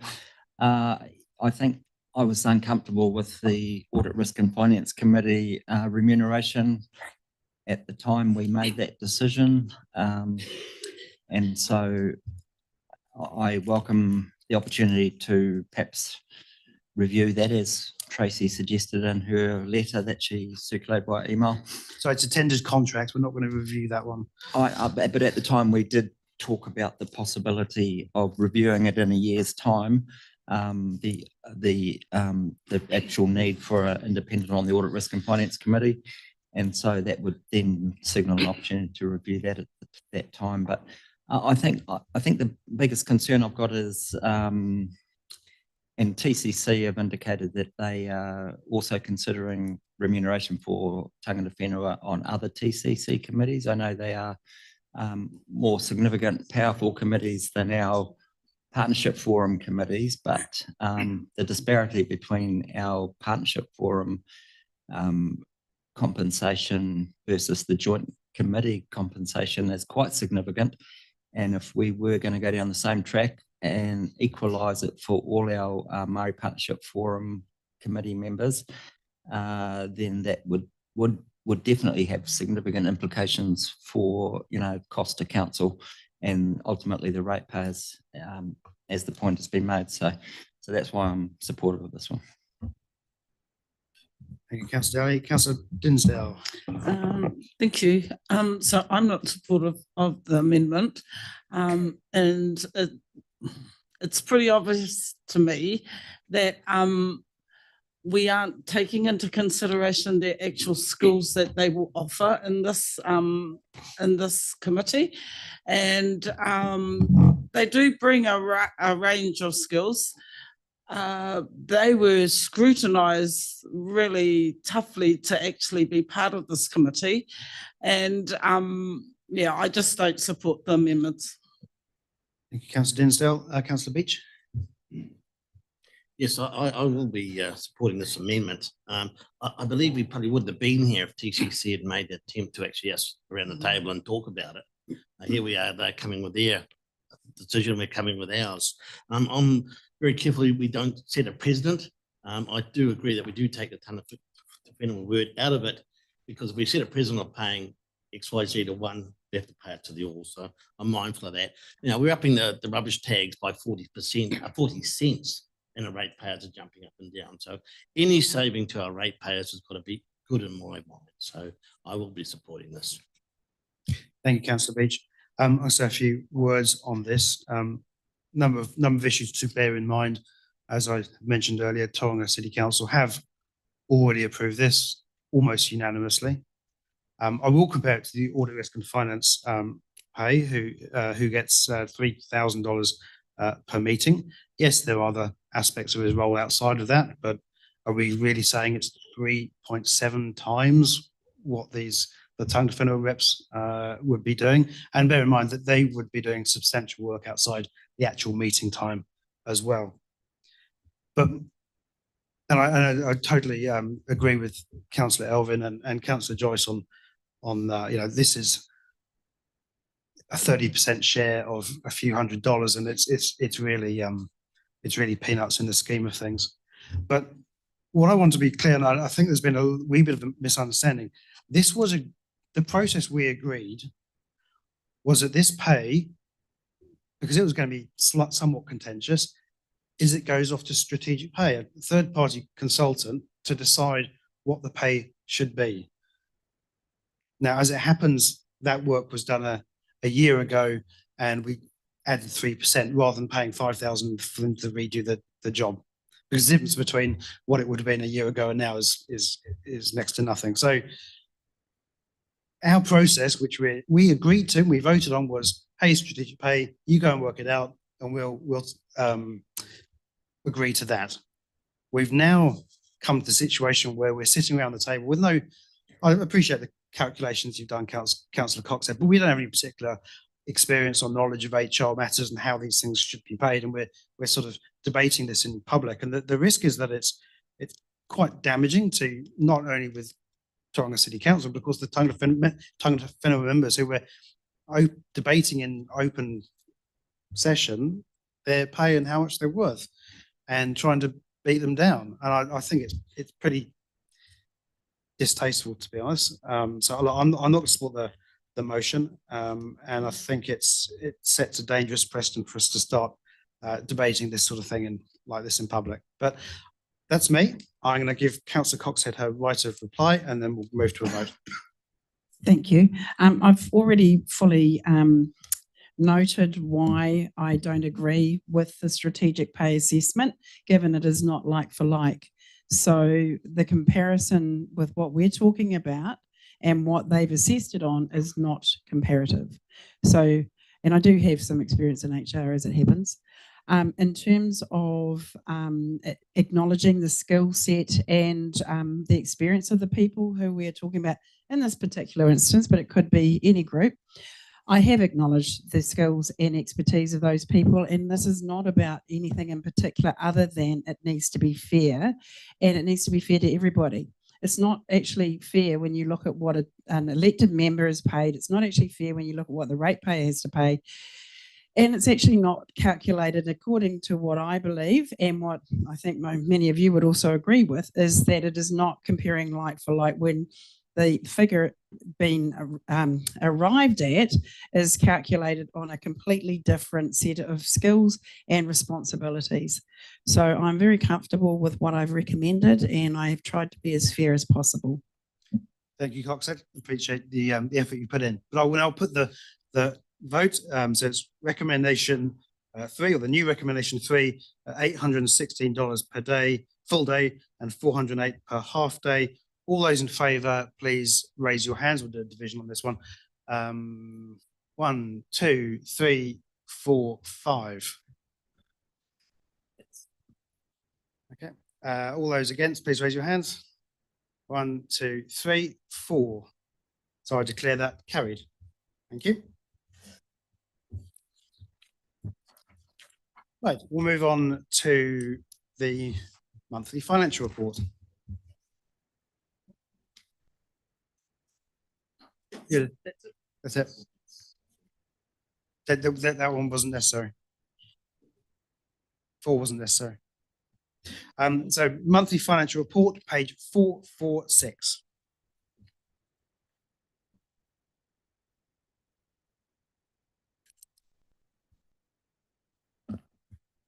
Thank you, and through you, Your Worship. So today's monthly finance report is for the period ending April. Obviously, we are a wee bit past that time frame now, but this is the first opportunity since these results were finalised to bring them to you. So this is for the 10-month period to the 30th of April 2026, and similar trends have continued from our March reporting.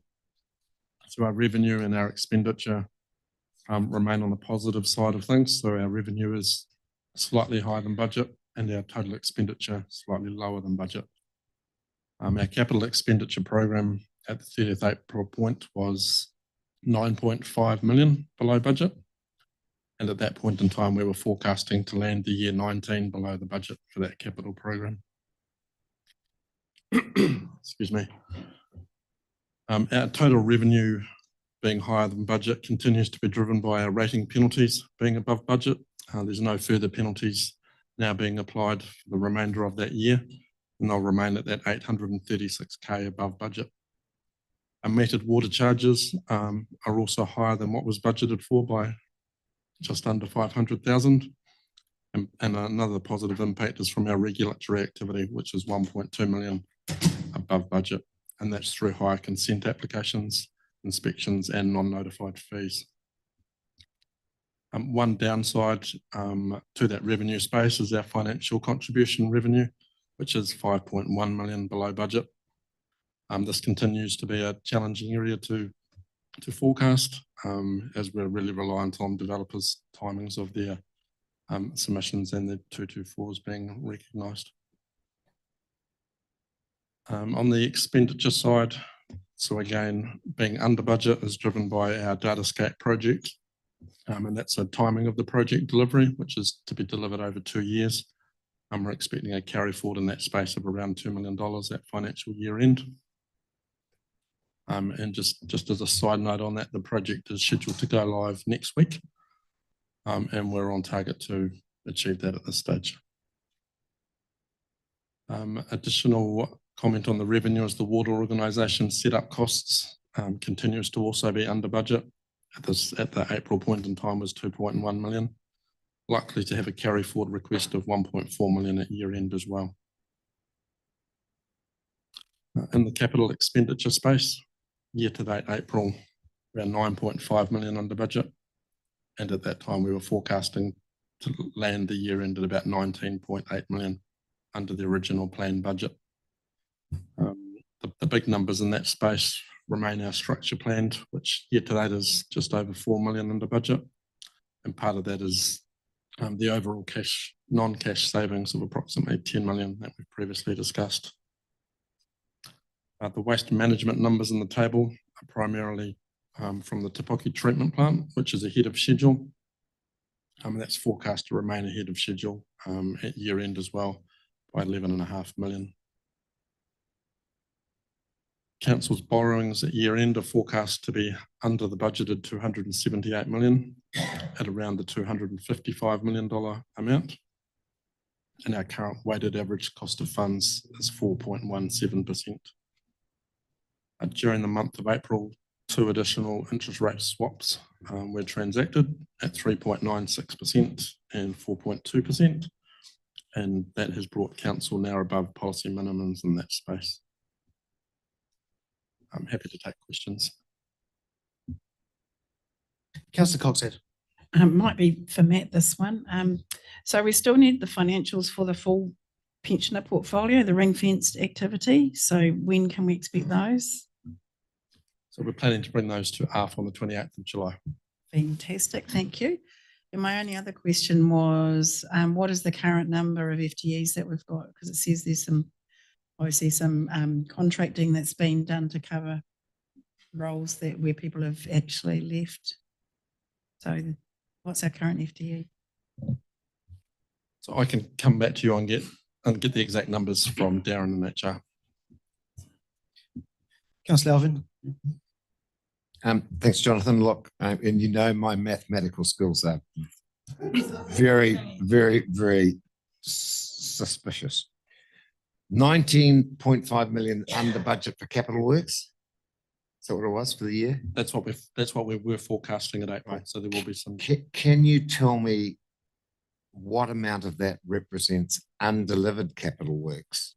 So, I mean, I'm interested to say if we have underdelivered by 2 or 3 projects, so we haven't completed the work, so we budgeted to do the work but didn't do it, what would our position be if we put in there the realistic cost of doing those jobs on the rest of our budget? You see where I'm going with that? You know? Yeah, so I understand the question. Brad might be in a better place to answer it. But there are lots of ups and downs project by project in that area.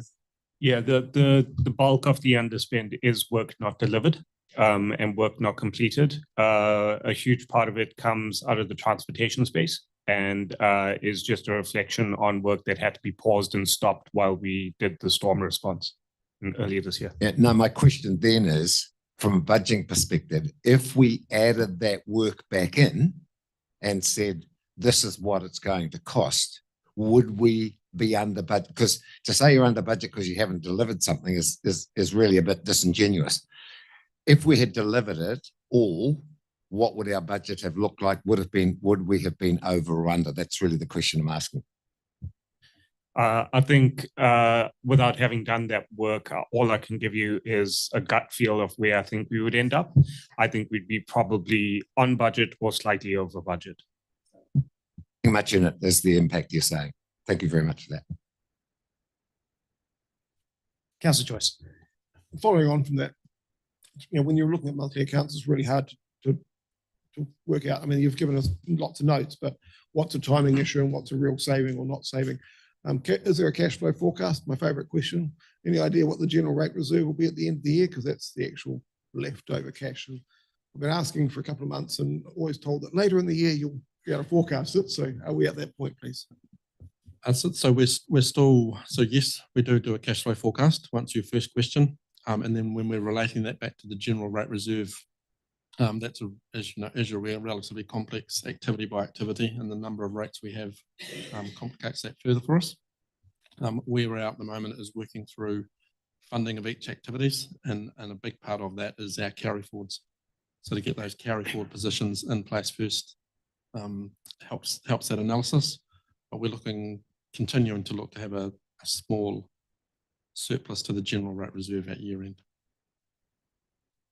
Can I sneak one in that I forgot to ask before? Seeing as you've talked about the ERP, it gives me an opening. The rates calculator. I don't think it's got live data on it yet, has it? So for the public, we've just set the rates. And I know it is tied up with the ERP because hopefully it will be a lot easier to do this in the future.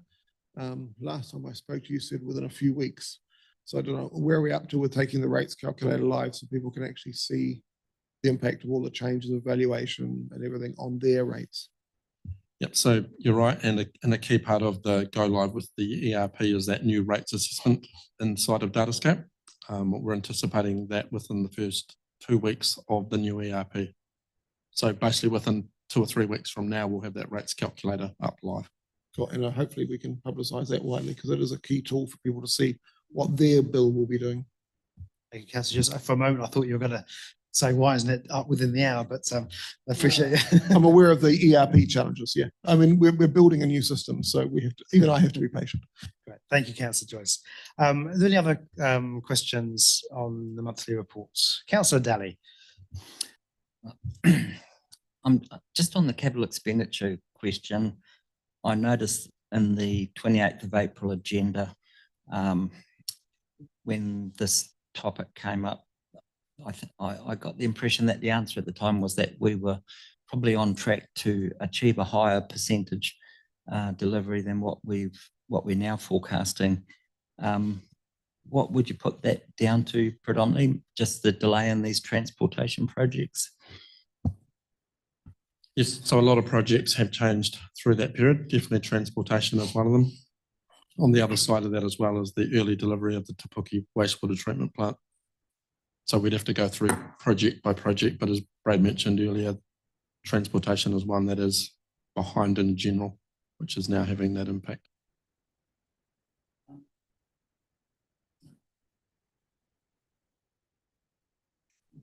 Can you put your mic on, please? In terms of structure plan projects remain on track with a forecast net saving of approximately $10 million. I know this is mainly to do with the Aomokoroa roundabout, but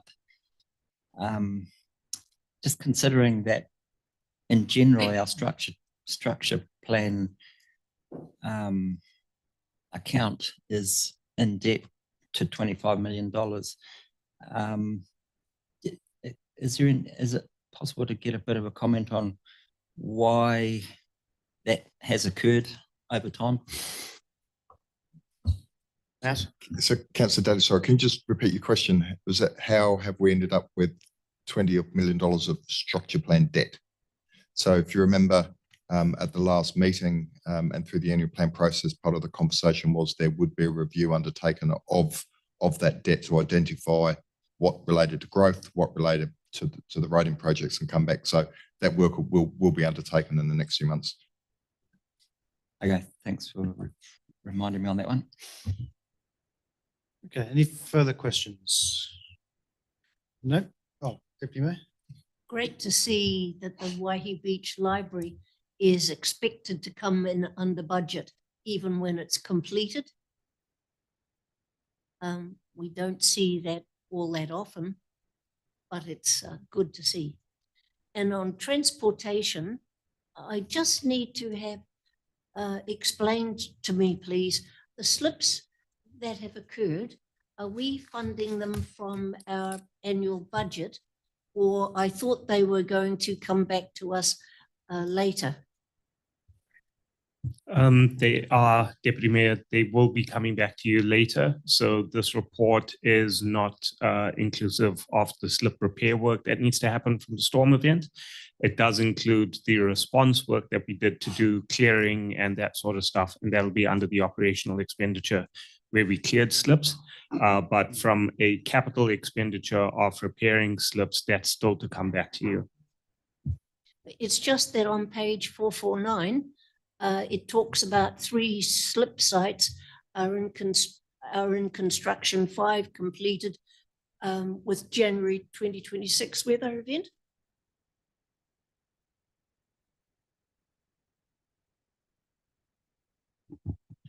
The three slip sites that are being referred to there are from the 2023 event and slip sites that we're finishing off repairing.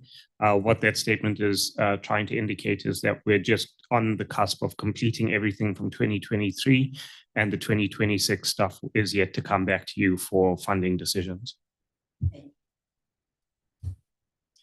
Okay, we've got to the end of the questions, so I'll look for a mover and seconder to receive that monthly financial report, please. Councillor Sol, Councillor Coxhead.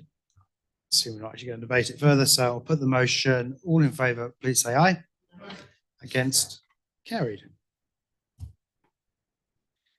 So we'll move on to my report, which is on page 476.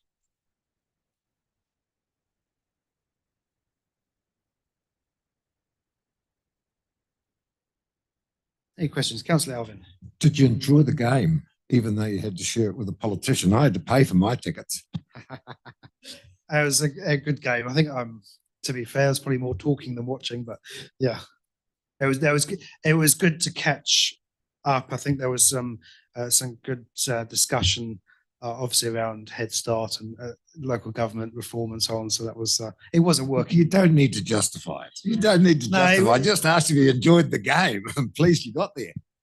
It was more work than fun, I tell you. You promised a verbal update on some funds, so perhaps we can have that. Yeah, I put that in because obviously that was 2 weeks ago. So I think you as councillors are pretty well up to date on everything. I'm not sure it's a huge update, but I will just say that we had a good meeting yesterday jointly with meeting a catch up with Tonga City councillors yesterday, and that was essentially because most options are likely to involve Tonga City Council for a Head Start, and it's important that we share what our concerns are and what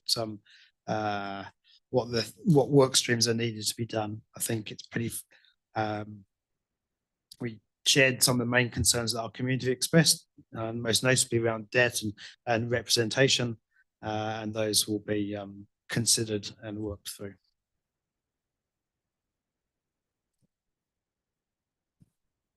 Any other questions?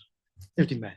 Could I ask the Auditor General, you had a meeting with Richard Hubbard on Auditor General on the 10th of June? That was the CE, I believe. Matt. I didn't, it was Matt, yeah. That's correct. He is the regional manager for Office of the Auditor General. So it was a meeting to meet each other and just to talk through the audit process for this year. And that was the sum total of that meeting. Councillor Joyce. You caught up with Quayside. Is there any update on how Rangiora is going? Yeah, that was it was a general kind of relationship meeting. It wasn't a specific topic as such. It did. I'm looking at Matt here because he joined me. It talks a high level about that, but it wasn't like have they sold the next section or whatever. Damn. They were in the same boat as all other developers at the moment, that it is a challenging environment to move the product. Having the large key tenant in there now that is heavily underway on construction, they are now starting to see a little bit more interest, but people aren't banging the doors down. I think they're looking at a 6 to 10 year view of how long it's going to take to move all that product. So it's not going to happen overnight. Councillor Beach. Yeah, just wondering what a Standard & Poor's catch up is. Okay, so Standard & Poor's is a rating agency. So they look at council and see how prudent we're being with our money and what our debt levels are and so on. And they give a rating for credit or for borrowing, and what that rating is depends on how expensive it is for us to borrow money. The meeting went pretty well, and we gave them a clear view of where our debt is heading once Waters goes out. So I think they were generally pretty positive, but I think we've yet to hear back formally on that. Although I understand that they've indicated that New Zealand councils as a whole are no longer on negative watch. They're on, or the sector is on neutral. Well, that's what will come back whether we are or not. So that was a core part of the review, that they also then spend a significant amount of time with the finance team going through the numbers, looking what forward projections look like. We were on negative watch in the last review that we had. They held us at our current rating. My expectation is they would, in the current climate and what we're heading into with Waters, they would remove that negative outlook. But they are an independent credit rating agency, and it's not just based on Western Bay, it's also based on the wider sector, some of the risks we face. So as a whole, they are a little bit more nervous about the local government sector as a whole. Now in terms of timing, July. So, With our 86%, is it, of our debt passing across the Waters Company, do we still need a rating? Are we going to have a treasury operation, or is that a bigger question for another day? Well, it's a question for another day. That's certainly a question for another day. A very valid question, and something that we have already discussed. We'll have a treasury operation no matter what debt, because we'll have our debt or cash, so we'll still have an operation as such, especially internally. But to the level it has, that will come out of the LTP and as we work through. Councillor Cox. I see you both attended the Local Government New Zealand Zone 2 meeting at Karapiro on the 22nd of May. Given that we're not members of Local Government New Zealand as voted in the last training, is there a cost associated with you both attending? No. Good. It was useful to catch up with mayors, particularly from Waikato, and It doesn't have to be at an organisation meeting that we have decided to be removed from. I say that because I was asked to ask whether certain Waikato mayors were interested in Head Start, MPDC, South Waikato, Waipa, etc. And I think that was an opportunity to talk to them. Otherwise, I don't really have an opportunity to talk to Waikato mayors. So that's it was a useful opportunity to do that. Deputy Mayor. My question really is for Matt. Knowing that local government is stretched for cash, financial support, knowing that the government, no matter what government it is, takes the tax take and really hardly shares a diddly squig with us. If there was an agreement that there's 400,000, I think, that's up for debate. But if, for example, the GST on new builds came back to local government, how would that improve our performance from your perspective?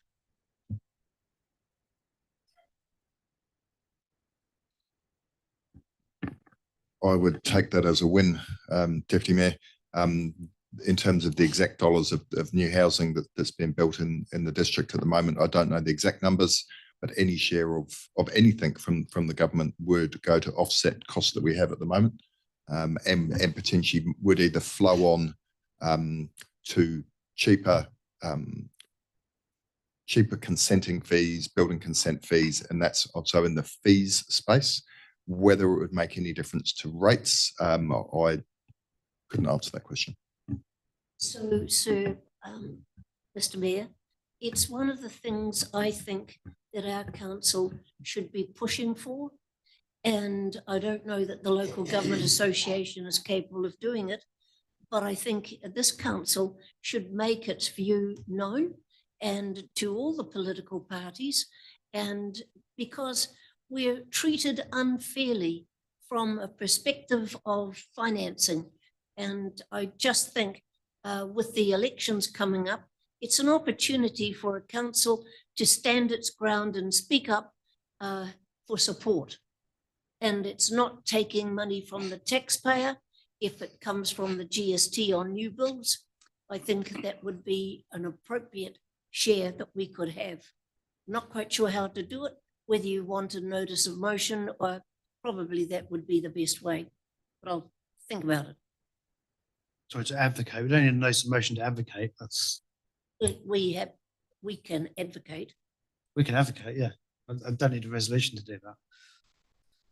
I think I'd like one for the whole council to be saying it's poor that they don't share, and it's time that they did.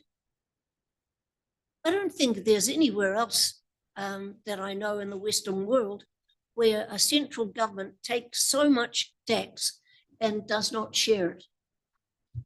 Okay, we can certainly advocate with government, but yeah, thank you. Thank you. So any other questions? Councillor Devi. Just a couple, also in regard to the Local Government New Zealand Zone 2 meeting, I was just wondering, and despite Councillor Coxhead's concerns, could you provide was there any direction from local government New Zealand themselves or other officials in the meeting about their thoughts on amalgamation or the Head Start pathway that we're not already aware of? No, I mean, it's not that's not how LGNZ generally works. It's a, they don't say this is the view. It was mayors and councillors in the room talking to each other and so, yeah, saying who wants to hook up with whom. I mean, that's the position that government's been put on us. Yeah, exactly. I think it was memorably described as no, I won't say that. Yeah. Unmemorable. Have they published any direction papers themselves? I know we wouldn't. I'm not sure. I don't get it. I'm not recipient of these things. We're not members. Because I know people and they know me. Okay. Following up the next question. I see joint meeting. So that's yourself and Matt, Regional Council Head Start proposal. I assume that is a presentation on the report that they commissioned from Castalia. So which date are you? Oh, the 11th of June. I was just wondering if I assume that's what that was for, and we've been told by councillors from regional that they'd be quite happy to come and present their findings from their own individual investigations, because they've had a 6-month head start on us in terms of, going down the track of being disestablished. So, and they were very keen to come and tell us, their thoughts on the matter. Is that something that we could have shared with all the councillors to hear their perspective? I mean, we've got it. It's been shared. Yeah. I don't need someone to read it for me. I don't know. They seem to be keen to actually present in person, but you don't think that's necessary? If you can read, I don't think it is. Yeah, I know. Yeah, I know. I know we've got it. Okay, final one. Well, I was gonna, if I can ask, no, I won't bother with that one. Matt, you met with Dwan Lancashire, Sean Haynes from Veros Tauranga. I assume that was about a subdivision proposal. I'm not sure if this is public or confidential still, but have you got any thoughts or updates on that? Yes, it was in relation to Waikiki Road. So you are all up to date on that topic. I believe I actually gave you a briefing at the last exec forum on that meeting and the direction that development is going. I just want to ask, do they have aspirations beyond that initial development that you're aware of? So it's important to remember that Veros are the development manager. They are not the developer themselves. They work across the district and actually, in fact, even into the South Island for their clients. So I would imagine they would take every opportunity they get to work in that space. But I haven't asked them the question. Good. Okay. I think we've come to the end of the questions, looking around. So I'm happy to move my report. Is there a seconder for me, please? Councillor Sol. Put the motion, all in favour, please say aye. Against, carried. So now we move on to information for receipt, and that's the Western Bay of Plenty Museum redevelopment. So not looking for a recommend resolution here, but just to keep everyone up to speed on what's happening. Councillor Coxhead, did you have a query? We've even sat down, Kerry. Oh. Are you ready now? Yeah, take a deep breath, Tracy. Just wondering, it mentions the DIA have funded a certain amount of the, for the frontage, I think it is. No, they've funded nearly $1 million for the whole redevelopment of the building. There'll be That's no right. cost to council for the At all. redevelopment. Fabulous. Deputy Mayor. One of the things when I go past the museum, it always looks so uninviting. And so, and for tourists, they want to understand the culture of the background of local people. And you can get that when you go inside. And you've got whatever is called sitting on the seat. But is that the concrete, is that part of it? The concrete layout?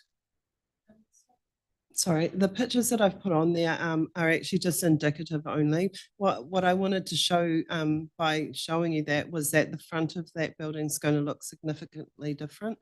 And I brought it to you because of that fact, because it's going to look significantly different. One thing that Paula doesn't want is these pictures getting out into the community because they aren't set in stone yet. It will look similar to that, and it will definitely have that look and feel to it. Yep. Councillor Joyce. Well, just a fact about that is that that whole facade is actually removable. So if you want it to go back to looking like a fire station one day, we can do that. Councillor Joyce. Yeah, to be honest, I don't know how to phrase the question. One of the things I was going to say is that the facade is removable and the fire station sign will still be behind it if it ever needs to come out. I am surprised that we're saying this is not public when it's on a public agenda. So someone should perhaps ring Paula, because she briefed Alan, myself, and the chairman of the community board on Monday and said, do not show anybody this stuff. And here it is on a public agenda, so it is public. I actually spoke to Paula yesterday about that, and she said, I really don't want some of this getting out. I said, oh, sorry, too late, Paula. There's an indicative picture going to council tomorrow. So it looks quite exciting. It is no cost to ratepayers. It captures the whole history of Kalikali, both the settlement as well as Tangata Whenua. So I think, and it also, having spoken to Paula, it will make a huge difference in how they administer the museum because it'll be laid out a lot better. The expansion is the little bit off to one side, which is a pergola. The rest of it's all within the current footprint. So if you're looking at the plan, it's hard to do the numbers because they've got a bit blurry for that right-hand bit on the plan, but everything else is within the current footprint. I presume that's not an issue for lease if they're extending the footprint. That's all been taken care of. Yeah, so good, looks good. Thank you, Councillor Joyce. I think it's exciting development. Yeah. Okay. So there's no recommendation. Oh, sorry, Councillor Cox, did you have a? Just a question. So given your last comments, I think the answer to this might be no. So I'm just be keen to know that the community board locally and, people, interested parties have been involved in this as well. Yes, they have been. Yep, Paula goes to the community board meetings and she's kept them abreast of the whole project. Yeah. Just one other suggestion. I know it says Whare Taonga. It is going to say museum as well, isn't it? Yeah, because we've got that problem with the library in Waihi Beach. That's actually the reason I called Paula yesterday, so that I could have that answer for you today. And the answer is yes. Okay. Councillor Sol, then Deputy Mayor.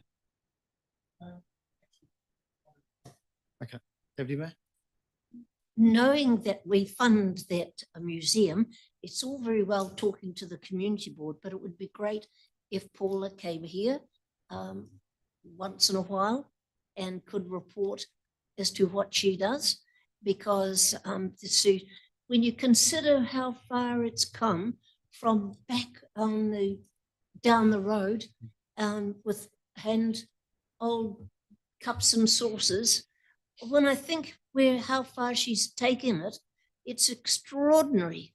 And to think that one member of the public could have achieved so much is really quite remarkable. And the old fire station was Gary Ellis who actually renovated it and prepared it for this. So I think it's such a treasure. She should celebrate it more. Sherry? I think Jody wants to speak on this one. Yes, just really briefly through you, Mr. Chair. So you'll recall that Paula in the Western Bay Museum and Taongatū in the Kiwi Fruit Heritage Capital Trust did come and present to you on their work just back in May, I believe that was, or late April. But also we have got our Service Delivery Contractors Expo coming up in August. And that will be another opportunity for you to interact with all of our service delivery contractors, including Western Bay Museum. So yes, Paula would very much love the opportunity to get in front of you as much as she possibly can and share what they're doing. And I would also say you all, of course, more than welcome to go and visit the museum. It's an excellent exhibition at the moment, and I'm sure you'll bump into Paula and you can bend her ear if you need to. But yeah, I don't want to throw her under the bus right now, but anyway. Okay, so I think that's the end of that one. So thank you, Kerry. Thank you, Jody. So we're going to move into the public excluded section, and then we'll probably have lunch. So do we have a mover and seconder to exclude the public, except for Kate Stubbings, who will be needed later? So mover and seconder of that, please. Councillor Sol, Councillor Elvin. Motion all in favour, say aye. Against, carried.